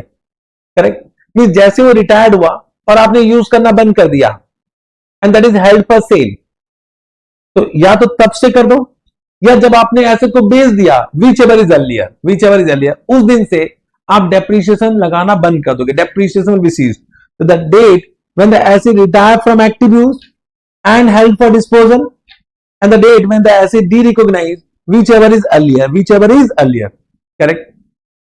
हालांकि clarification दिया हुआ है कि सपोज कोई भी एसेट कुछ समय के लिए टेम्पोररी आइडल है, मतलब आप उसको यूज नहीं करो for a temporary period. For example कोविड-19 आया, लॉकडाउन हो गया, तो बहुत सारे बिजनेस में एसेट को यूज करना बंद कर दिया लॉकडाउन पीरियड में, तो इट वाज आइडल, तो क्या डेप्रिसिएशन सीज कर देंगे? नो, उस समय सीज नहीं करना है। तो अगर एसेट कोई आइडल है फॉर टेम्पोररी पीरियड, उसको सीज नहीं करेंगे, डेप्रिसिएशन को सीज नहीं करेंगे। तो depreciation does not cease when the asset become idle और is retired from active use unless the asset is fully depreciated. मैं लिखा is retired from active use but not held for sale, मतलब यहां पर दो पॉइंट है, retired भी हो गया और now it is held for disposal. जैसे फॉर एग्जांपल कि मेरा मोबाइल है, मैंने बोला कि इट इज रिटायर्ड, हम यूज नहीं करेंगे, लेकिन मैंने ये नहीं बोला कि it is held for cell, इसका मतलब वापस से यूज कर सकते हैं, वापस से यूज कर सकते हैं। तो सिर्फ आपने रिटायर्ड किया, इसका मतलब ये नहीं कि डेप्रिसिएशन सीज कर दोगे। डेप्रिसिएशन सीज कब होगा? When retired and held for disposal, retired and held for disposal. Got this point? Yes sir. Now there is one concept of component accounting. Component accounting का मतलब क्या होता है? लेट अस अंडरस्टैंड कि what they want to, कि suppose आपने aeroplane purchase किया, या आपका एरोप्लेन हो गया, एरोप्लेन ऐसे ही होता है ना। अब देखिए एरोप्लेन में बहुत सारे कंपोनेंट होते हैं। फॉर एग्जांपल इसमें एक मशीन होगा, मैं तो ऐसे बता रहा हूं मशीन, कुछ फर्नीचर एंड फिटिंग्स होगा, करेक्ट ना। अब इनके टायर्स भी होते हैं, टायर्स भी बहुत बड़े बड़े टायर्स होते हैं, दूर से छोटा लगता है लेकिन बहुत बड़े टायर्स होते हैं, ठीक है ना। और एक आउटर बॉडी होगा, और भी बहुत सारे पार्ट्स होते हैं। मैं तो अभी जो पार्ट्स मुझे दिखता है वही मैंने बताया, और भी बहुत सारे पार्ट्स होंगे, करेक्ट। अब देखिए ये सारे पार्ट्स हैं, ये component of the aeroplane, item है वन एरोप्लेन, बट उसके कुछ पार्ट्स है। अब सपोज ये पूरा एरोप्लेन आपने 100 करोड़ का खरीदा, जिसमें से मशीनरी 20 करोड़ का है, furniture and fitting suppose 20 crore का है, ये टायर्स है, मैं एक अंदाजा लगा रहा हूं, ये 5 करोड़ का है, और जो बच गया वो आउटर बॉडी हो गया, तो बच गया कितना? ये हो गया 20 45, तो ये 55 करोड़ हो गया, 55 करोड़। तो ये 100 करोड़ का आपने डिवाइड कर दिया चारों कंपोनेंट में। अब मुझे बताओ चारों कंपोनेंट का लाइफ अलग अलग होगा? नहीं होगा। हो सकता है एरोप्लेन का लाइफ हो 20 साल, लेकिन जो मशीनरी है उसको आपको 5 साल में रिप्लेस करना पड़े, फर्नीचर एंड फिटिंग को आपको 10 साल में रिप्लेस करना पड़े, और टायर को आपको 2 साल में रिप्लेस करना पड़े, ऐसा हो सकता है। अब मुझे बताओ कि अगर 100 करोड़ को अगर आप 20 साल में डेप्रिशिएट करो, ये तो नाइंसाफी होगा। तो हमारा एएस 10 क्या बोलता है? भाई चेक करो क्या कोई सिग्निफिकेंट कंपोनेंट है। सिग्निफिकेंट कंपोनेंट मतलब उसका cost is significant in relation to total cost. तो अगर उसका कोई सिग्निफिकेंट कंपोनेंट है, उस कंपोनेंट को डेप्रिशिएट करो as per their own life. तो इसको डेप्रिशिएट करेंगे 5 साल में, इसको डेप्रिशिएट करेंगे 2 साल में, इसको डेप्रिशिएट करेंगे 20 साल में, इसको डेप्रिशिएट करेंगे हम 10 साल में। And this is known as component accounting. This is known as component accounting. तो डोंट वरी, आपको एग्जाम में कंपोनेंट का कॉस्ट प्राइस देगा, उसका यूजफुल लाइफ देगा, और अगर आपको कंपोनेंट बेस्ड अकाउंटिंग पूछा है तो आप इजीली डेप्रिसिएशन निकाल सकते हो। तो don't worry about the cost price of each component, आपको वो एग्जाम में देगा, और देगा तो आप निकाल सकते हो, नहीं दिया तो आप पूरे 100 करोड़ को डेप्रिसिएट कर देना। जब आपके पास इंफॉर्मेशन ही नहीं है तो आप कैसे करोगे? तो आप मान लो कि सिंगल आइटम में एक ही कंपोनेंट है और उस कंपोनेंट को डेप्रिशिएट कर दोगे। Yes sir, correct. This is known as component accounting for depreciation. तो AS 10 mandate component accounting for depreciation mandatory है। Each component of an item of PP with cost which is significant in relation to the total cost of item of PP should be depreciated separately. तो significant cost होना जरूरी है। Let me take one another example. Suppose आपका एक item of PP है, this is item of PP. अब उसमें बहुत सारे कंपोनेंट है, बहुत सारे कंपोनेंट है। Suppose component A, component B, component C, component D, component E, और एक होता है रिमाइंडर। रिमाइंडर मतलब क्या होता है? बैलेंस। इसको हम बेसिकली बोलते हैं आउटर बॉडी। जो आउटर बॉडी होता है वही तो उसका एक्चुअल स्ट्रक्चर होता है। जैसे कैमरा, कैमरा की एक आउटर बॉडी है, उसको देख के तो हम बोलते हैं कैमरा है, लेकिन उसके अंदर लेंस होगा, छोटे छोटे कंपोनेंट्स होंगे, और पता नहीं क्या क्या होगा। अंडरस्टूड? Yes sir. अब सपोज ये मैंने बोला 100 लाख का था, दिस ऑफ 100 लाख। अंडरस्टूड? अब 100 लाख में ये है 20 लाख का, ये है 10 लाख का, ये है 5 लाख का, ये है 5 लाख का, और ये है सपोज 10,000 का। ये सब लैक्स में है, लैक्स लैक्स लैक्स लैक्स, ये 10,000 है। और अब बचा कितना? बैलेंस कितना बचा? ये तो 20, 30, 40, 40, और ये हो गया 50, तो 40 में 60 बचा, 60 में से 10,000 गया, तो ये हो गया आपका 59,90,000, 59,90,000, ये बैलेंस बच गया। तो जो आउटर बॉडी है सब, उसका कॉस्ट प्राइस 59,90,000 है। करेक्ट? तो हमारा एएस टेन क्या बोलता है? चेक करो सिग्निफिकेंट कौन कौन सा है। तो ये क्या हो गया? ये सिग्निफिकेंट है, ये सिग्निफिकेंट है, ये सिग्निफिकेंट है, ये सिग्निफिकेंट है, बट ये इनसिग्निफिकेंट है, दिस इज इनसिग्निफिकेंट। अब देखिए, अगर बोला कंपोनेंट अकाउंटिंग, तो there will be many small small parts. अब स्मॉल स्मॉल पार्ट्स तो इमेटेरियल है ना। अब अगर स्मॉल स्मॉल पार्ट्स को भी आप डेप्रिशिएट करने चाहोगे, तो आप डेप्रिसिएशन करोगे कि बिजनेस करोगे? आप तो मर जाओगे। नो, स्मॉल स्मॉल पार्ट को आपको डेप्रिशिएट अलग से करने की जरूरत नहीं है, क्योंकि दैट इज इनसिग्निफिकेंट, वो इमेटेरियल है, एंड वो इतना प्रभाव नहीं डालेगा in the decision of the user of financial statement. बोला कि जो स्मॉल स्मॉल पार्ट्स है, आप उसको कंबाइन कर दीजिए रिमाइंडर में, ये बैलेंस बच जाएगा। और ये बैलेंस कितना हो गया? टोटल कितना हो गया इस बैलेंस का? 60 लाख। अंडरस्टूड? करेक्ट? और ये सिग्निफिकेंट हो जाएगा। तो जो स्मॉल स्मॉल पार्ट्स है उसको हम रिमाइंडर में क्लब कर देते हैं। करेक्ट? तो ये सबको 1 2 3 4 या 5 कंपोनेंट हो गए। अब आपको इसका यूजफुल लाइफ निकालना पड़ेगा। यूजफुल लाइफ सपोज ये 10 ईयर है, ये 10 ईयर है, ये सपोज 5 ईयर है, ये 5 ईयर है, ये 20 ईयर है। अब आपको इसमें से इसका डेप्रिसिएशन मेथड निकालना पड़ेगा। सपोज ये एसएलएम है, ये एसएलएम है, ये एसएलएम है, बट ये आरबीएम। आरबीएम का मतलब क्या होता है? रिड्यूसिंग बैलेंस मेथड, जिसे आप बचपन में डब्ल्यूडीबी मेथड भी बोलते थे, या उसको डिमिनिशिंग बैलेंस मेथड बोलते होंगे। मैं आरबीएम बोलता इसलिए आरबीएम लिख दिया, ठीक है ना। और सब ये एसएलएम है। अब हमारा एएस 10 क्या बोलता है कि अगर any component have same useful life and same depreciation method, तो आप उसको क्लब कर सकते हो। तो देखो, इसे हम क्लब कर सकते हैं फॉर कैलकुलेटिंग डेप्रिसिएशन। अब अलग अलग क्यों करोगे? क्यों? उसका यूजफुल लाइफ भी सेम है, डेप्रिसिएशन मेथड भी सेम है, तो अपना टाइम वेस्ट क्यों कर रहे हो? तो इसको क्लब कर दो। तो ये आपका हो गया एक कंपोनेंट, कंपोनेंट 1। बस यहां पे आप ग्रुप कर सकते हो, पर इसे आप ग्रुपिंग नहीं कर सकते हो, क्योंकि ये एसएलएम या आरबीएम है। तो ये एक कंपोनेंट हुआ, ये एक कंपोनेंट हुआ, ये एक कंपोनेंट हुआ, तो कंपोनेंट 2, कंपोनेंट 3, और ये आपका कंपोनेंट 4 हो गया फॉर डेप्रिसिएशन पर्पस। अंडरस्टूड? तो वही चीज यहां पे लिखा हुआ है। क्या लिखा हुआ चेक करते हैं। A significant part of an item of PP may have a useful life and depreciation method that are same as the useful life and depreciation method of another significant part of the same item. Such part may be grouped in determining the depreciation charge. ये मैंने आपको इसलिए बता दिया, हो सकता है ऐसा मल्टीपल चॉइस क्वेश्चन में क्वेश्चन आ जाए। अभी तक पूछा तो नहीं है, लेकिन पूछेगा तो कर लोगे। लेकिन मुझे बताओ, अगर ऐसा इंफॉर्मेशन आपको दिया है तो आप खुद डेप्रिसिएशन कर लो, मेरा क्या जरूरत है? मेरा आपको इसमें कोई भी जरूरत नहीं पड़ेगा। अंडरस्टूड? ये आपको कंपोनेंट अकाउंटिंग मैंने समझा दिया।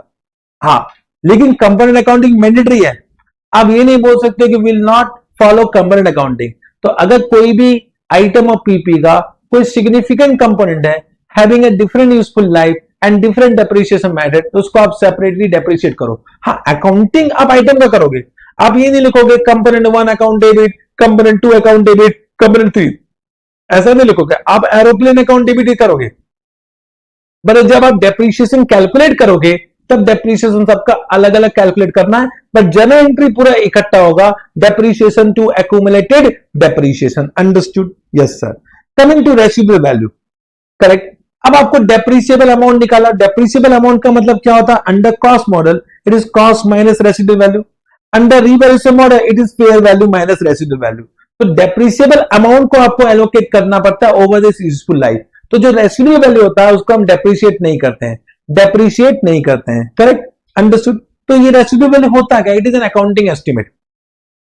रेसिडुअल वैल्यू एक एस्टिमेटेड अमाउंट है कि what will be the amount which will realise when the same asset will be disposed of at the end of useful life.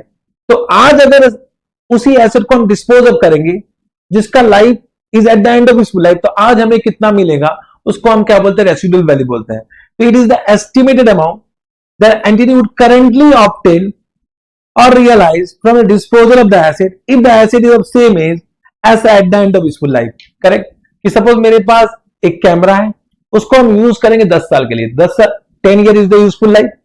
तो अगर आज उसका लाइफ 10 साल होता, तो अगर आज बेचते तो कितना अमाउंट रियलाइज होता, उसको हम रेसिडुअल वैल्यू बोलते हैं। Don't worry, residual value will be always given the question, will be always given the question, correct. अब मैं आपको एक बात बताना चाहता हूं कि हम डेप्रीशिएशन कैलकुलेट करते हैं for useful life.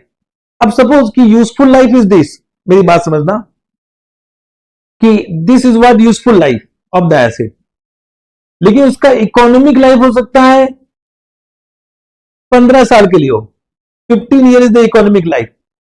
Means asset को हम यूज कर सकते हैं, उसका बेनिफिट डिराइव कर सकते हैं 15 साल के लिए, लेकिन मैंने अपने बिजनेस में यह एस्टिमेट किया है कि मैं उसको 10 साल यूज करूंगा, 10 साल के बाद उसको मैं यूज करना बंद कर दूंगा।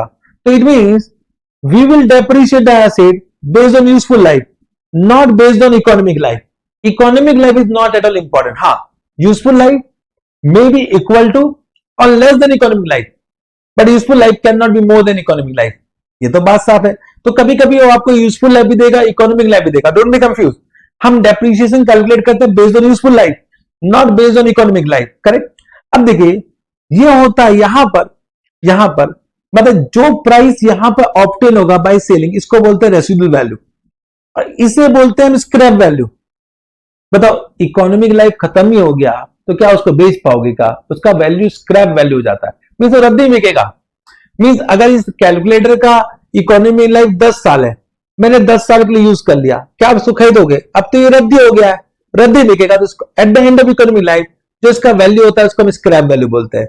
और eight the end of useful life अभी भी 5 साल के लिए बंदे यूज कर सकते हैं, लेकिन इसका मतलब 5 साल के लिए आप किसी और को बेच सकते हो, तो आप कितने में बेचोगे उसको हम बोलते हैं रेसिडुअल वैल्यू। तो डेप्रिसिएशन के लिए ये इंपॉर्टेंट है, स्क्रैप वैल्यू इंपॉर्टेंट नहीं है, लेकिन एग्जाम पॉइंट से आपको स्क्रैप वैल्यू देता है तो हम मान लेंगे जब भी आपको स्क्रैप वैल्यू दिया है तो economic life and useful life are same.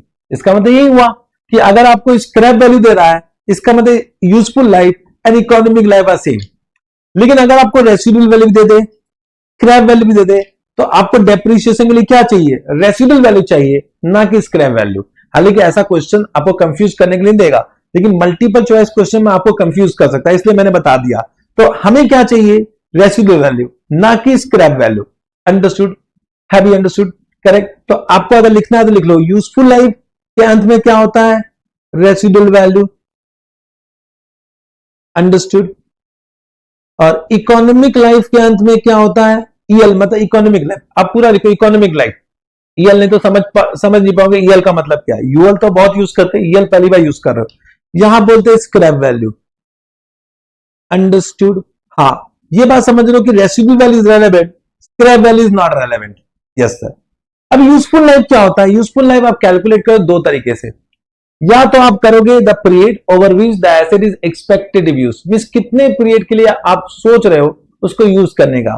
The period over which the asset is expected to use, कहने से ये पीरियड या तो बेस्ड होगा नंबर ऑफ ईयर्स, या हो सकता है नंबर ऑफ मंथ्स, आपको नंबर ऑफ मंथ्स के हिसाब से दे दिया, या नंबर ऑफ डेज, या नंबर ऑफ आवर्स के हिसाब से भी दे सकता है। कि इस मशीनरी को आप 1000 घंटे के लिए यूज कर सकते हो, इसका मतलब उसका यूजफुल लाइफ 1000 घंटा है। फॉर एग्जाम्पल जो कैमरा में लेंस होता है, अभी मुझे कैमरा दिख रहा है, तो कैमरा में जो लेंस होता है ना, उसको आप यूज कर सकते हो for a particular hours, correct. Suppose उसको हम यूज कर सकते हैं 10,000 घंटा, तो 10,000 घंटा क्लास में ले लिया तो मुझे उसको रिप्लेस करना पड़ेगा, तो उसका यूजफुल लाइफ 10,000 घंटा है, ना कि उसको हम कैलकुलेट नंबर ऑफ डेज के हिसाब से या नंबर ऑफ ईयर के हिसाब से नहीं कर सकते हैं। तो आप यूजफुल लाइफ ईयर के हिसाब से कर सकते हो, या मंथ के हिसाब से कर सकते हो, या डेज के हिसाब से कैलकुलेट कर सकते हो, या तो नंबर ऑफ आवर्स के हिसाब से भी कैलकुलेट कर सकते हो, या number of production expected to be obtain from the use of the asset. कभी कभी हम यूजफुल लाइफ कैलकुलेट करते हैं based on the number of production which can be generated from the use of asset, correct, कि कितना production आप generate करोगे, कितना यूनिट आप प्रोड्यूस करोगे from the use of that asset, from the use of that asset, तो that is also useful life. कि suppose मैं ऐसा एग्जांपल लेता हूं कि कोल माइंस है, अब कोल माइन से आपको पता है कि 1000 टन ऑफ कोल आप एक्सट्रैक्ट कर सकते हो, तो 1000 टन जैसे आपने एक्सट्रैक्ट कर लिया, वो कोल माइन आपके लिए बेकार हो गया, वो खत्म हो गया ना, तो इसका मतलब उसका यूजफुल लाइफ कितना, 1000 ton of coals, got this point. तो यहां पर जब भी आप यूजफुल लाइफ एस्टिमेट करते हो based on number of period, number of month etcetera, तो हम यूज करते हैं या तो एसएलएम या तो आरबीएम, करेक्ट। आपको लिखना डब्ल्यूडीबी डब्ल्यूडी लिख ले, लेकिन return down value method is not A correct, मतलब अच्छा नाम नहीं है, इसलिए अब सीए इंटर में डब्ल्यूडी मेथड नहीं बोलेंगे, या तो एसएलएम बोलो स्ट्रेट लाइन मेथड, या तो आरबीएम बोलो reducing balance method, okay. And number of production, अगर नंबर ऑफ प्रोडक्शन के हिसाब से आप यूजफुल लाइफ एस्टिमेट करते हो तो हम यूज करेंगे प्रोडक्शन यूनिट मेथड, तब हम यूज करते हैं प्रोडक्शन यूनिट मेथड। इसका मतलब there are 3 method for calculating depreciation, one is SLM, one is RBM, one is PUM, production unit method, understood. क्या मैं बोल सकता हूं कि ये जो रेसिड्यू वैल्यू है, ये यूजफुल लाइफ है, ये एक अकाउंटिंग एस्टिमेट है, ये एक अकाउंटिंग एस्टिमेट है, अकाउंटिंग एस्टिमेट, तो ये हमारा एक एस्टिमेशन है जो कि बाद में जाके चेंज भी हो सकता है। आज हमने एस्टिमेट किया कि इसको यूज करेंगे 10 साल के लिए, लेकिन हो सकता है 2 साल के बाद आपको लगेगा 10 साल नहीं 15 साल के लिए यूज कर सकते हैं, या 10 साल नहीं भाई 5 साल के लिए यूज कर सकते हैं, बिकॉज टेक्नोलॉजी चेंज होगा तो आपका एस्टिमेशन भी चेंज हो सकता है, understood, yes sir, got this point. But this all information will be given the question, आपको तो जैसा दिया हुआ उसके हिसाब से आपको कैलकुलेट करना है। अब डेप्रिसिएशन मेथड क्या होगा, तो डेप्रिसिएशन मेथड मैंने आपको पहले बता दिया, स्ट्रेट लाइन डेप्रिसिएशन मेथड और रिड्यूसिंग और डिमिनिशिंग बैलेंस मेथड और प्रोडक्शन यूनिट मेथड, करेक्ट। तो ये 3 मेथड है, इसके अलावा जो भी मेथड आपने फाउंडेशन लेवल में पढ़ा होगा वो सब बेकार है। आपने फाउंडेशन मेथड में हो सकता है और भी बहुत सारा मेथड पढ़ा होगा, सब बेकार है। आपके जीवन में 3 मेथड है, SLM, RBM and production unit method, correct. मतलब क्वेश्चन अराइजेस, अगर आपने यूजफुल लाइफ एस्टिमेट किया है based on number of production, अगर आपने यूजफुल लाइफ एस्टिमेट किया based on number of production, तब कोई डाउट नहीं है, तब तो आप यूज करोगे प्रोडक्शन यूनिट मेथड। लेकिन अगर आप यूजफुल लाइफ आपने एस्टिमेट किया है based on period, it is year और मंथ एटसेट्रा, तब एसएलएम यूज करना है कि आरबीएम यूज करना है, कैसे डिसाइड करेंगे, as per the information given the question, no doubt about that. SLM मतलब एज पर इंफॉर्मेशन, बोलेगा एसएलएम तो एसएलएम कर लेंगे, बोलेगा आरबीएम तो आरबीएम कर लेंगे, लेकिन प्रैक्टिकली कैसे करेंगे, तो हमारा एएसटिंग क्या बोलता है, आपको एस्टिमेट करना पड़ेगा फ्यूचर इकोनॉमिक बेनिफिट, मींस आपको एसएलएम यूज करना है कि आरबीएम यूज करना है, that is based on the future economic benefit expected to be generated from the use of asset. तो अब एस्टिमेट कीजिए कि उस एसिड को जब आप यूज करोगे उसका pattern of future economic benefit कैसा है, pattern of future economic benefit, अगर pattern of future economic benefit uniform है, उससे जो बेनिफिट मिलने वाला है that is uniform throughout the useful life, तब एसएलएम। लेकिन अगर डिमिनिशिंग है तब आरबीएम, समझे। तो you need to just estimate the pattern of future economic benefit which are expected to be consumed by the entity from the use of the asset, correct. The depreciation method used to reflect the pattern in which asset future economic benefit are expected to be consumed by the entity, are expected, understood। उस basis में हम decide करते हैं SLM, RBM और पीयूएम, SLM, RBM और पीयूएम, understood. इतना समझे, any doubt बोलिए, अभी तक कोई डाउट, करेक्ट। हालांकि एसएलएम, आरबीएम, पीएम आपको पता है, फिर भी मैं आपको इसका फॉर्मूला लिख के दे देता हूं, let's understand the formula, correct. तो अगर आपको एसएलएम दिया हुआ है तो व्हाट इज द फॉर्मूला, तो लिखिए फॉर्मूला क्या हुआ। Point number A, if rate of depreciation, ROD means rate of depreciation, is not given, तब आपका फॉर्मूला होता है annual depreciation is equal to cost price minus, अच्छा रीवैल्यूएशन मॉडल में ये क्या होगा, कॉस्ट प्राइस और फेयर वैल्यू। फेयर वैल्यू कब होगा, जब आप रीवैल्यूएशन मॉडल करोगे। तो बेटा मैं डेप्रीशिएबल अमाउंट लिख देता हूं। डेप्रीशिएबल अमाउंट आपको समझ में आया कि depreciable amount under cost model it will B cost minus residue value, under revaluation model it will be fair value minus residue value. क्या लिखूं, ऐसे लिख low cost oblique fair value minus residual value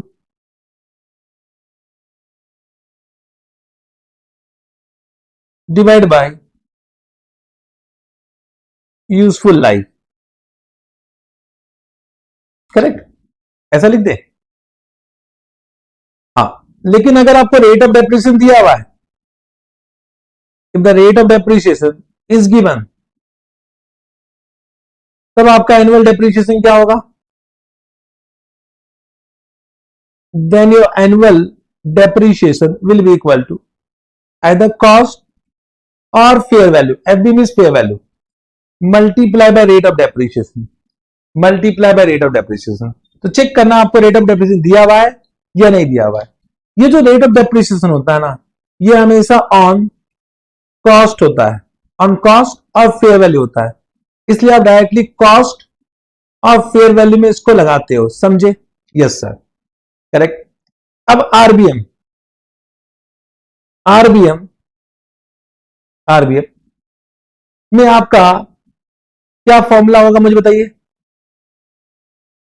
तो लिखिए point number 1, if rate of depreciation is given, then your depreciation, annual depreciation will be equal to carrying amount। carrying amount means आप बचपन में बोलते थे उसको WDV, या बोलेंगे net book value, NBV, net book value. अब WDV बोलते नहीं है इसलिए मैं WDV लिख रहा नहीं हूं, आपको रिटर्न डाउन वैल्यू लिखना तो लिख लीजिए, multiply by rate of depreciation. Correct, मतलब आप अपने पर्पज के लिए लिख लीजिए this is nothing but return down value. Correct, but अब बड़े हो गए तो इसको बोलेंगे कैरिंग अमाउंट, या इसको बोलेंगे हम नेट बुक वैल्यू। अंडरस्टूड। तो carrying amount either under cost model, revaluation model, carrying amount निकालना आता है, करेक्ट, वो कैरिंग अमाउंट होगा। लेकिन पॉइंट नंबर 2 लिखिए, if the rate of depreciation is not given, if rate of depreciation is not given। देखिए ये बड़ा रेयर क्वेश्चन है, ऐसा क्वेश्चन कभी नहीं पूछेगा, लेकिन अगर किस्मत खराब है तो पूछता है। तो rate of depreciation not given, तो इसका मतलब किस्मत खराब है। तो यहां पे आपको रेट ऑफ डेप्रिसिएशन कैलकुलेट करना पड़ेगा। Means formula remain same. आपका फॉर्मूला क्या होगा, annual depreciation is equal to carrying amount multiply by rate of depreciation only. लेकिन यहां पर आपको रेट ऑफ डेप्रिसिएशन कैलकुलेट करना पड़ेगा। ये बात रेयर है, ऐसा क्वेश्चन नहीं पूछता है, नहीं पूछेगा, 99% नहीं पूछेगा, लेकिन फिर भी मेरा तो डर है मैं आपको समझाना। तो यहां पे क्या होगा, rate of depreciation will be equal to 1 minus residual value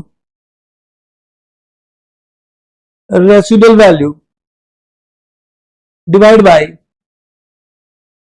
cost price और फेयर वैल्यू, कॉस्ट प्राइस और fair value. Under cost model आप लोगे cost price, under revaluation model हो गया आप फेयर वैल्यू, समझे।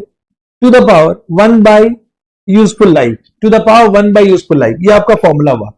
इस फॉर्मूला को यूज करते हुए आपको क्या निकालना है, रेट ऑफ डेप्रिसिएशन निकालना है, और रेट ऑफ डेप्रिसिएशन लगा देना इस फॉर्मूला में, तो आपका डेप्रिसिएशन आ जाएगा। करेक्ट। हालांकि आरबीएम में हमेशा आपको रेट ऑफ डेप्रिसिएशन देगा, नहीं दिया मतलब वो बहुत रेयर चांस है, मतलब 99.99% देगा, बट 0.01% कभी किसी जीवन में आपने पाप करके रखा तो ऐसा क्वेश्चन आता है। करेक्ट? Okay sir. फिर लिखिए production unit method. Production unit method, यहां पे क्या हुआ, annual depreciation. Annual depreciation is equal to, मैं लिख देता डेप्रिशिएबल अमाउंट, डायरेक्ट लिखता डेप्रिशिएबल अमाउंट। अब डेप्रिशिएबल अमाउंट क्या होता है आपको पता है, depreciable amount multiplied by actual production, actual production divide by total estimated production, total estimated production. ये आपका हो गया डेप्रिशिएबल अमाउंट। आपको समझ में आ गया? डेप्रिशिएबल अमाउंट मतलब क्या हो गया, means under cost model it will B cost price minus residue value, under revaluation model it will be fair value minus residue value. तो डेप्रिशिएबल, थोड़ा सा स्पेलिंग गलती हो गया क्या, डेप्रिशिएबल अमाउंट लिखना है, लिख लो, इट इज कॉस्ट प्राइस और fair value minus residual value. Understood? Correct. कुछ एग्जांपल करें, एग्जांपल करते हैं। एग्जांपल, आपको दिया हुआ है कॉस्ट प्राइस 10 लाख, आपको दिया हुआ रेसिडुअल वैल्यू 1 लाख, आपको यूजफुल लाइफ दिया हुआ है how much, it is given let's say 5 years. Okay, now calculate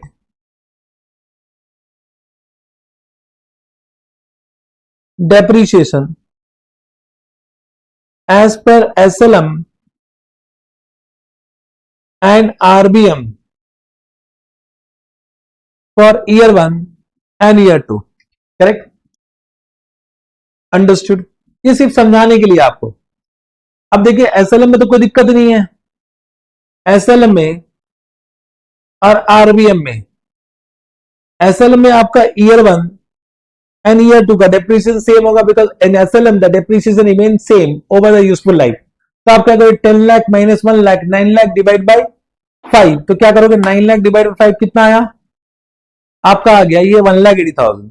तो ये भी 1,80,000 आया और ये भी 1,80,000 आया। मुझे बताइए आरबीएम में क्या करोगे, आरबीएम में, आरबीएम आपको खुद करना है, ईयर 1 ईयर 2 का निकालिए, ईयर 1 ईयर 2 का निकालिए, आप खुद निकालोगे, मुझे बताओ, तो कोशिश करो, मैं तो हूं ही आपके साथ। हाँ आप खुद अब समझ रहे हो, यहां पर रेट ऑफ डेप्रिसिएशन नहीं दिया हुआ है, देखो देता तो बड़ा आसान हो गया, वो तो खुद कर लोगे, लेकिन सपोज नहीं दिया तो क्या करोगे, तो आप फॉर्मूला लगाओगे। तो for RBM, for RBM calculate what, calculate rate of depreciation, तो कैलकुलेट करेंगे। तो ये सिर्फ समझाने के लिए, देखिए आपको पता होना चाहिए, हालांकि बाय रेयर चांसेस है ऐसा नहीं पूछेगा, लेकिन अब आप पढ़ रहे हो तो पूरा पढ़ो ना, कोई क्या दिक्कत है, कहीं ना कहीं काम आएगा।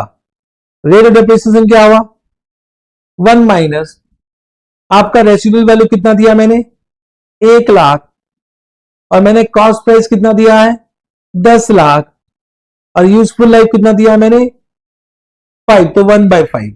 तो इसको अगर आप करोगे this become 0.10 to the power 0.20, या अब आपको सॉल्व करना है, लेकिन आप जस्ट ट्राई टू अंडरस्टैंड, ये जो आपका ब्रैकेट में आ रहा है ये वाला पॉइंट 0.10 टू द पावर 0.20, इसको आप सिंपल कैलकुलेटर से यूज कर ही नहीं सकते हो, सिंपल कैलकुलेटर से आप कैलकुलेट कर ही नहीं पाओगे, क्योंकि सिंपल कैलकुलेटर में ऐसा फंक्शन ही नहीं है। क्या आप साइंटिफिक कैलकुलेटर एग्जाम में लेके जा सकते हो, नो, दैट इज प्रोहिबिटेड।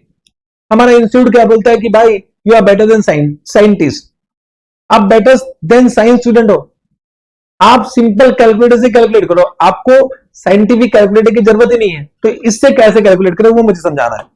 तो हम क्या बोलेंगे, this is nothing but a to the power b, this is nothing but a to the power b, where a is equal to what 0.10 and b is equal to what 0.20।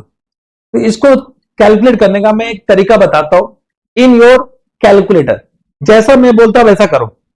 इसमें पहला step number 1 क्या है, लिखो step number 1, जो a है उसको under root करो 12 times, means under root a 12 times. तो आप अपने कैलकुलेटर में लिखोगे 0.10 और कितने बार अंडर रूट 12 बार। तो अंडर रूट है ना आपके कैलकुलेटर में, कहां गया, मेरे पास है नहीं है।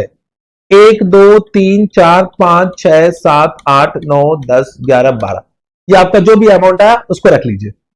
इस सेकंड स्टेप क्या करना है, जो भी अमाउंट है उससे माइनस कर दो 1।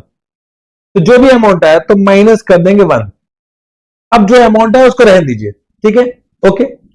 अब स्टेप नंबर 3 में क्या करना है आपको, इंटू करना है b, इंटू करना है b क्या है आपका 0.20, तो मल्टीप्लाई कर दीजिए 0.20 से। अब जो अमाउंट है उसको छोड़ दीजिए, ठीक है। फिर स्टेप नंबर 4 में क्या करना है, आपको प्लस कर देना 1, मैं जो माइनस किया था उसको प्लस कर दीजिए, तो प्लस 1 कर दीजिए। अब जो अमाउंट है उसको छोड़ दीजिए। अब लास्ट स्टेप है, घबराना नहीं है, लास्ट स्टेप है under root under root under root and equal to, रुकिए, दोनों साथ में 12 बार। मींस आपको क्या करना है, जो अमाउंट है अंडर रूट इक्वल टू 12 बार, समझे। तो अंडर रूट इक्वल टू 1 2 3 4 5 6 7 8 9 10 11 12। अब जो अमाउंट है छोड़ दीजिए। Are you able to understand क्या हुआ, अंडरस्टूड। मेरा तो कुछ गलत आ गया है, मतलब मैं फिर से कर देता हूं, कुछ मैंने गलती कर दिया। आपके पास क्या है, रखिए, मैं शायद कुछ गलत अमाउंट दाब दिया, फिर से करते हैं, मैं फिर से करता हूं, आप मत फिर से कीजिए। Okay sir,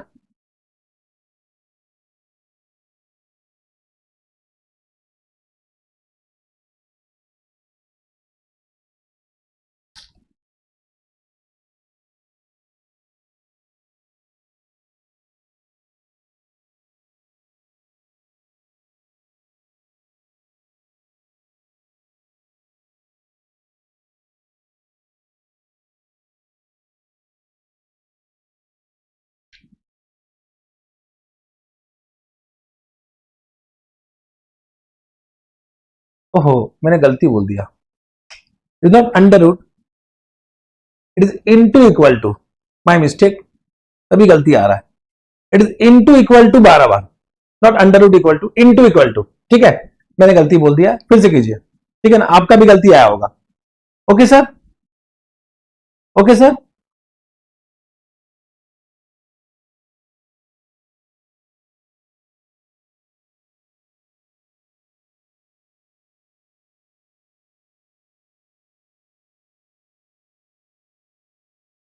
into equal to 12 बार, 1 2 3 4 5 6 7 8 9 10 11 12, अब सही आया है। तो अब देखिए कितना आया आपके पास, ये आया आपके पास 0.63 आया, 0.63 0.6310, तो ये आया a to the power b, उससे 1 माइनस करना है तो -1 कर दीजिए। ये आया 0.3689, तो ये आपका परसेंटेज हो गया, इंटू 100 करोगे तो 36.89% हो गया। तो this is the rate of depreciation, correct. तो आपका स्टेप नंबर 1 क्या है, फिर से कीजिए, अंडर रूट a 12 बार, फिर -1 कीजिए, फिर इंटू b कीजिए, फिर +1 कीजिए, फिर इंटू इक्वल टू 12 बार। अगर आपका ये आंसर नहीं आ रहा 0.6310, इसका मतलब आपका कैलकुलेटर आपने चोर बाजार से खरीदा है, उस कैलकुलेटर को फेंक दीजिए, क्योंकि ये बाद में दिक्कत आएगा एग्जाम में। आपको अच्छा कैलकुलेटर जो एग्जाम पर्पस के लेके जाना वो लेना, जिसमें आप सब कैलकुलेशन कर पाओ। तो अगर आपका आंसर नहीं आ रहा है, इसका मतलब आपने जो कैलकुलेटर खरीदा वो डुप्लीकेट है। इसको बोलते चोर बाजार से खरीदना, सस्ते दाम में खरीद लेना, नकली कैलकुलेटर आपने खरीदा है। तो अच्छे जगह से जाके अच्छा कैलकुलेटर, केसीओ का या सिटीजन का अच्छा कैलकुलेटर खरीदिए, एग्जाम में अच्छा कैलकुलेटर लेके जाना है।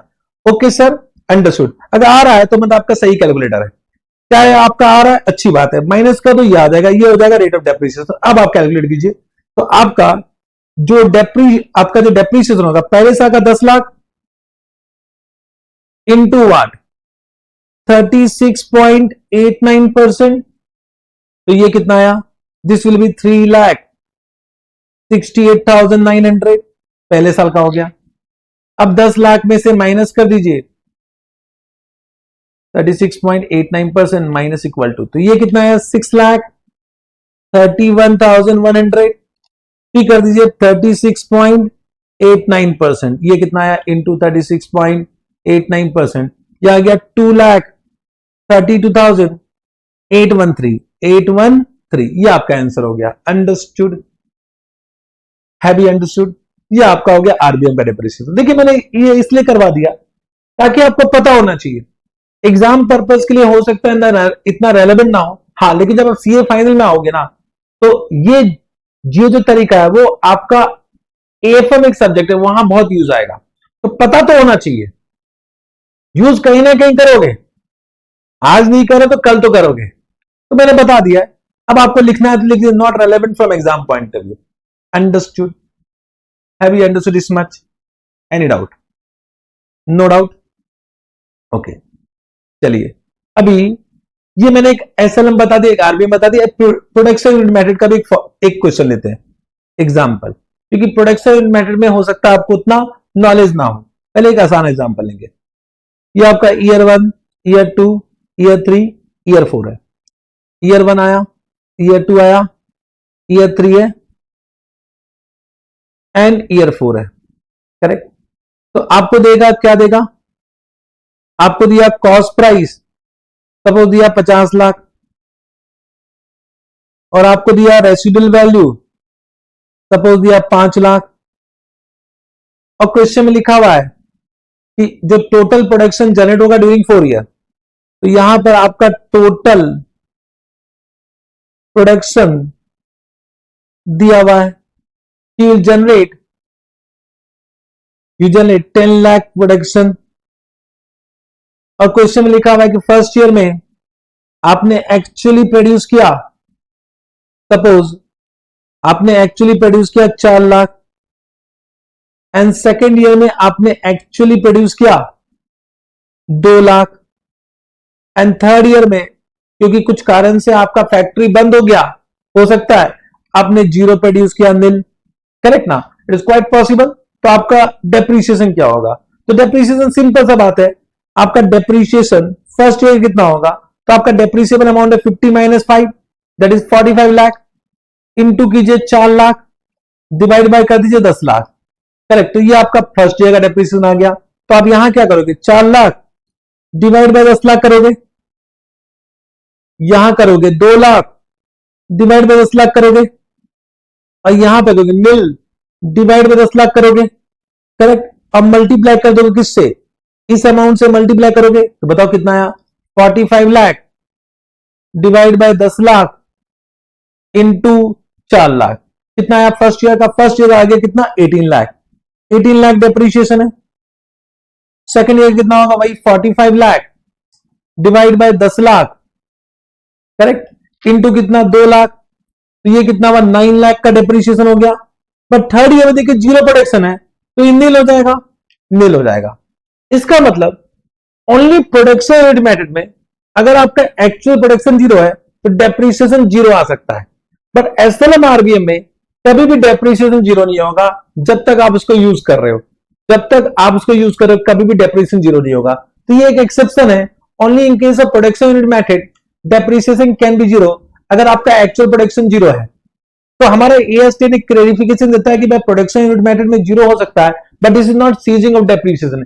इसका मतलब ये नहीं है कि आपने डेप्रीशिएशन सीज कर दिया, नेक्स्ट ईयर में वापस से आपने जब प्रोडक्शन चालू किया, वापस से आपने सपोज मान लेते हैं आपने बचा कितना 4 5 6 बचा कितना 4 लाख, आपने और प्रोड्यूस कर दिया 4 लाख, तो बचा हुआ डेप्रीशिएशन आप यहां चार्ज कर दोगे, करेक्ट ना। आपने 4 लाख यहां बना लिया, तो 4 लाख डिवाइड बाय 10 लाख, तो यहां पर डेप्रीशिएशन कितना हो जाएगा आपका 18 लाख, फिर से हो जाएगा 18 लाख। चेक करो 18 प्लस 9 प्लस 18 कितना होता है, 18 प्लस 9 प्लस 18 वो 45 लाख होता है। आपका डेप्रीशिएबल अमाउंट भी 45 लाख था, ये आपका हो गया production unit method.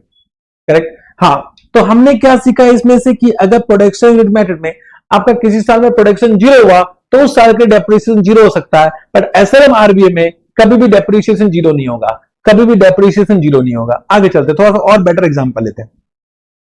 Better example है example number 2। Correct. Year 1, year 2, year 3, year 4। ये हो गया y0, ये हो गया y1, ये हो गया y2, ये हो गया y3, ये हो गया y4। अब कॉस्ट प्राइस सेम 50 लाख ले लेते हैं।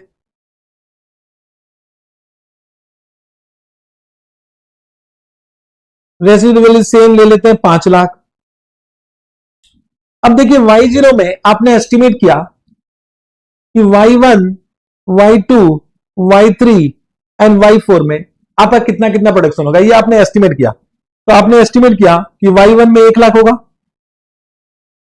y2 में 2 लाख होगा, y3 में 3 लाख होगा एंड y4 में 4 लाख होगा। ये आपका एस्टिमेटेड है, ये आपने एस्टिमेट किया है, ये आपका एस्टिमेटेड प्रोडक्शन है। एस्टिमेट तो करोगे, अभी एक्चुअल तो हुआ ही नहीं है। तो आपने y1 में एस्टिमेट किया,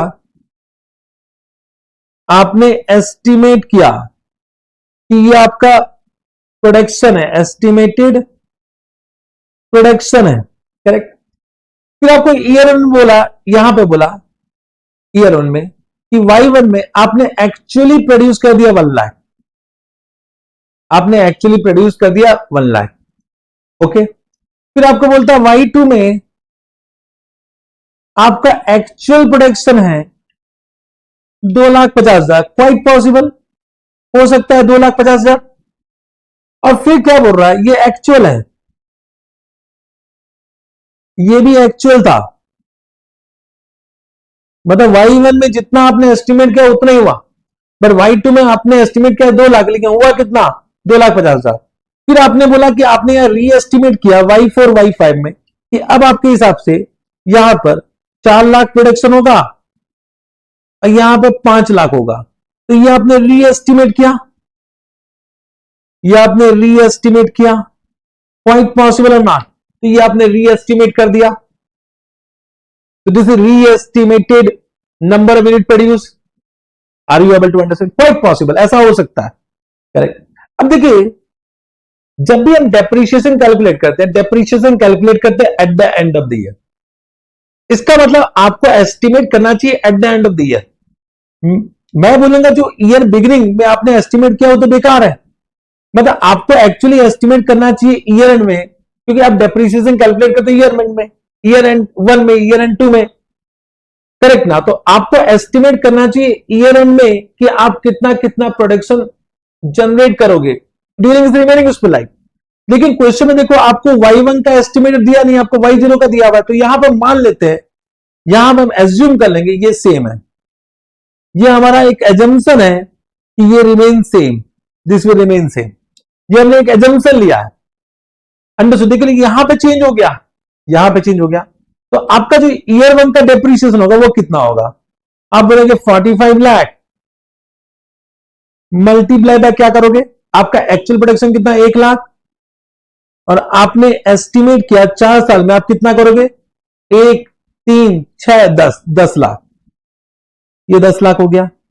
तो आपका पहले साल का डेप्रिसिएशन कितना हुआ, 45 लाख इंटू या डिवाइड बाय 10 कर दो, ये हो गया 4,50,000, 4,50,000 हुआ।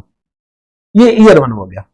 अब ईयर 2 में क्योंकि आपने रिवाइज कर दिया, तो अब आपको निकालना है रिवाइज कैरिंग, मतलब आपको निकालना है कि कैरिंग अमाउंट कितना है।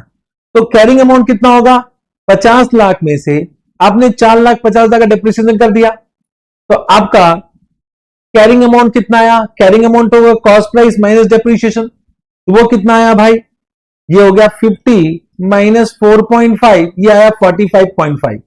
तो 45 लाख 50,000। अब आपका रेसिडुअल वैल्यू कितना है इसमें, 5 लाख, उसको तो माइनस करोगे, वो माइनस कर दिया। करेक्ट।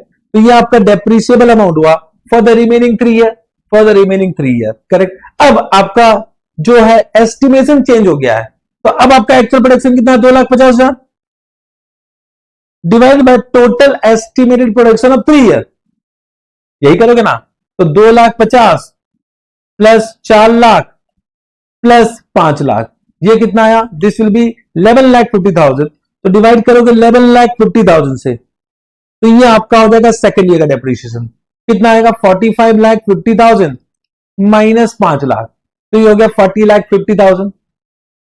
करेक्ट।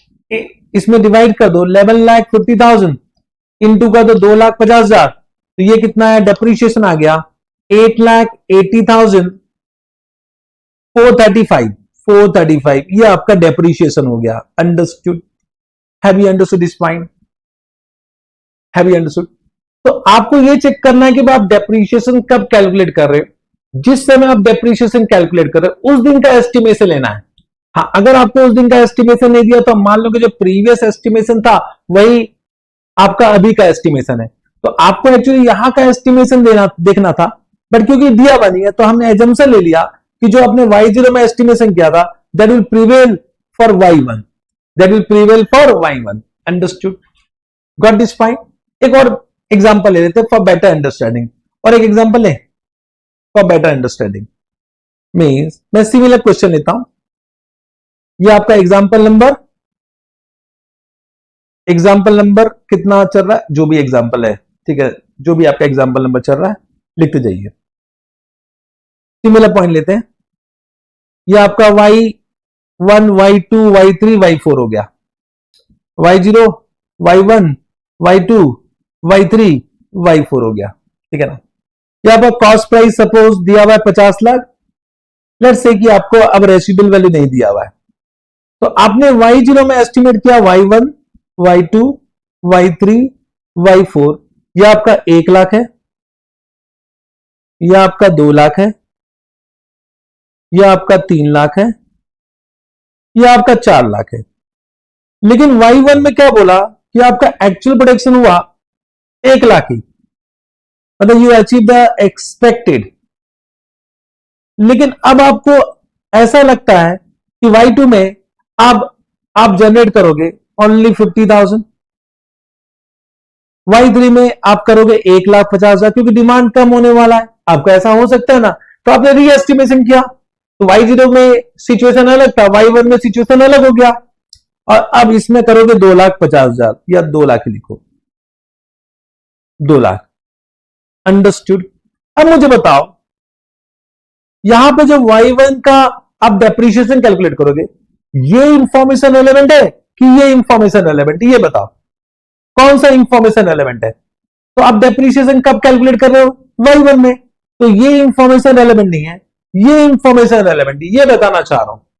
इसके पहले वाले क्वेश्चन में देखो ये इंफॉर्मेशन नहीं दिया हुआ था, तो आपने एज्यूम कर लिया कि दिस विल प्रिवेल, क्योंकि आप अपने मन से एस्टिमेशन कैसे करोगे? तो आप यही मानोगे जो मैनेजमेंट में जो एंटिटी ने एस्टिमेट किया था y0 में वही लगेगा y1 में।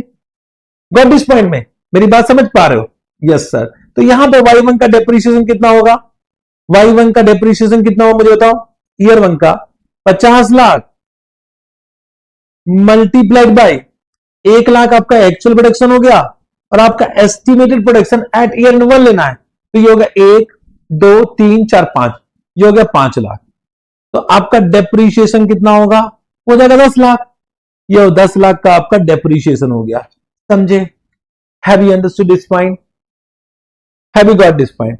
y2 में सपोज वापस से बोला कि आपका एक्चुअल हुआ है 70,000, 70,000 ये आपका एक्चुअल है, और आपने फिर से एस्टिमेट किया कि y3 में आप 1,30,000 करोगे।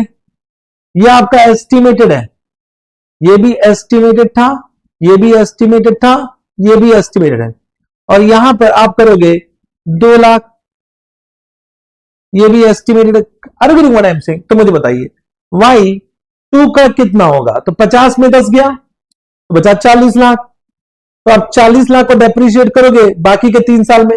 एक्चुअल प्रोडक्शन कितना है?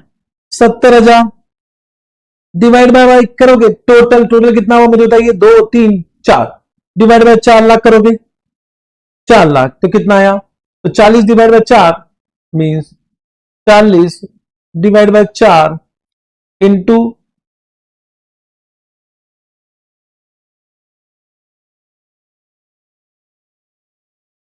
70,000। तो ये हो गया आपका 7 लाख का डेप्रीशिएशन। तो यहां पर हो गया 7 लाख का depreciation. Got this point? I hope you have understood. मेरी बात तो समझ पा रहे हो? Any doubt? Any doubt? I hope you understanding what ever I am saying. समझ में आया? फिर y3 y4 का जैसे बोला वैसे कर देना।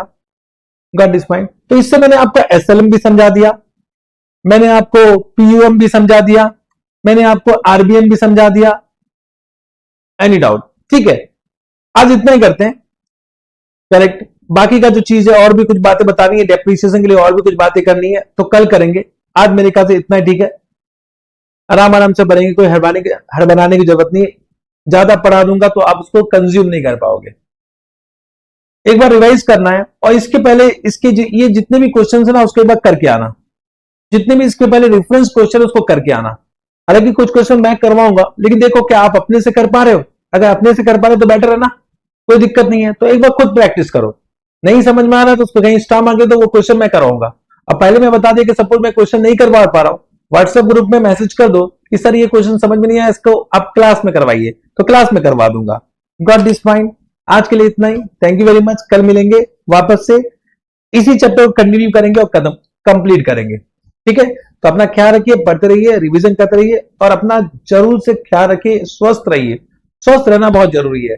अच्छा खाइए और अच्छे से मतलब आपको अपना स्लीप मतलब अपना जो स्लीपिंग आवर्स है उसको भी अच्छे से रखना चाहिए। जो सोने का समय होता है ना बहुत इंपॉर्टेंट होता है एक स्टूडेंट के लिए। तो जैसे आप रात को 6 घंटे सोते हो तो उस 6 घंटों को कंसिस्टेंटली 6 घंटे सोइए। कभी टाइम ऑफ स्लीप चेंज मत कीजिए, क्योंकि आप टाइम ऑफ स्लीप चेंज करते हो ना तो आपको जो पढ़ने का शेड्यूल है वो खराब हो जाता है। तो एक स्लीपिंग आवर तय कर लीजिए कि यहां से यहां तक आप सोओगे, 6 घंटा हो या 7 घंटा हो। 7 घंटे ज्यादा सोना भी नहीं चाहिए, तो 7 घंटा मैक्सिमम, मिनिमम 6 घंटा। जो स्लीपिंग आवर्स है उसको पहले डिफाइन कर लीजिए और जो पढ़ने का समय है उसको भी डिफाइन कर लीजिए। करेक्ट? तो स्लीपिंग आवर अगर खराब होता है तो आपका स्टडी आवर्स भी खराब हो जाता है। Okay sir, bye bye. कल मिलेंगे एक नए क्लास के साथ, तब तक के लिए अलविदा, बाय बाय।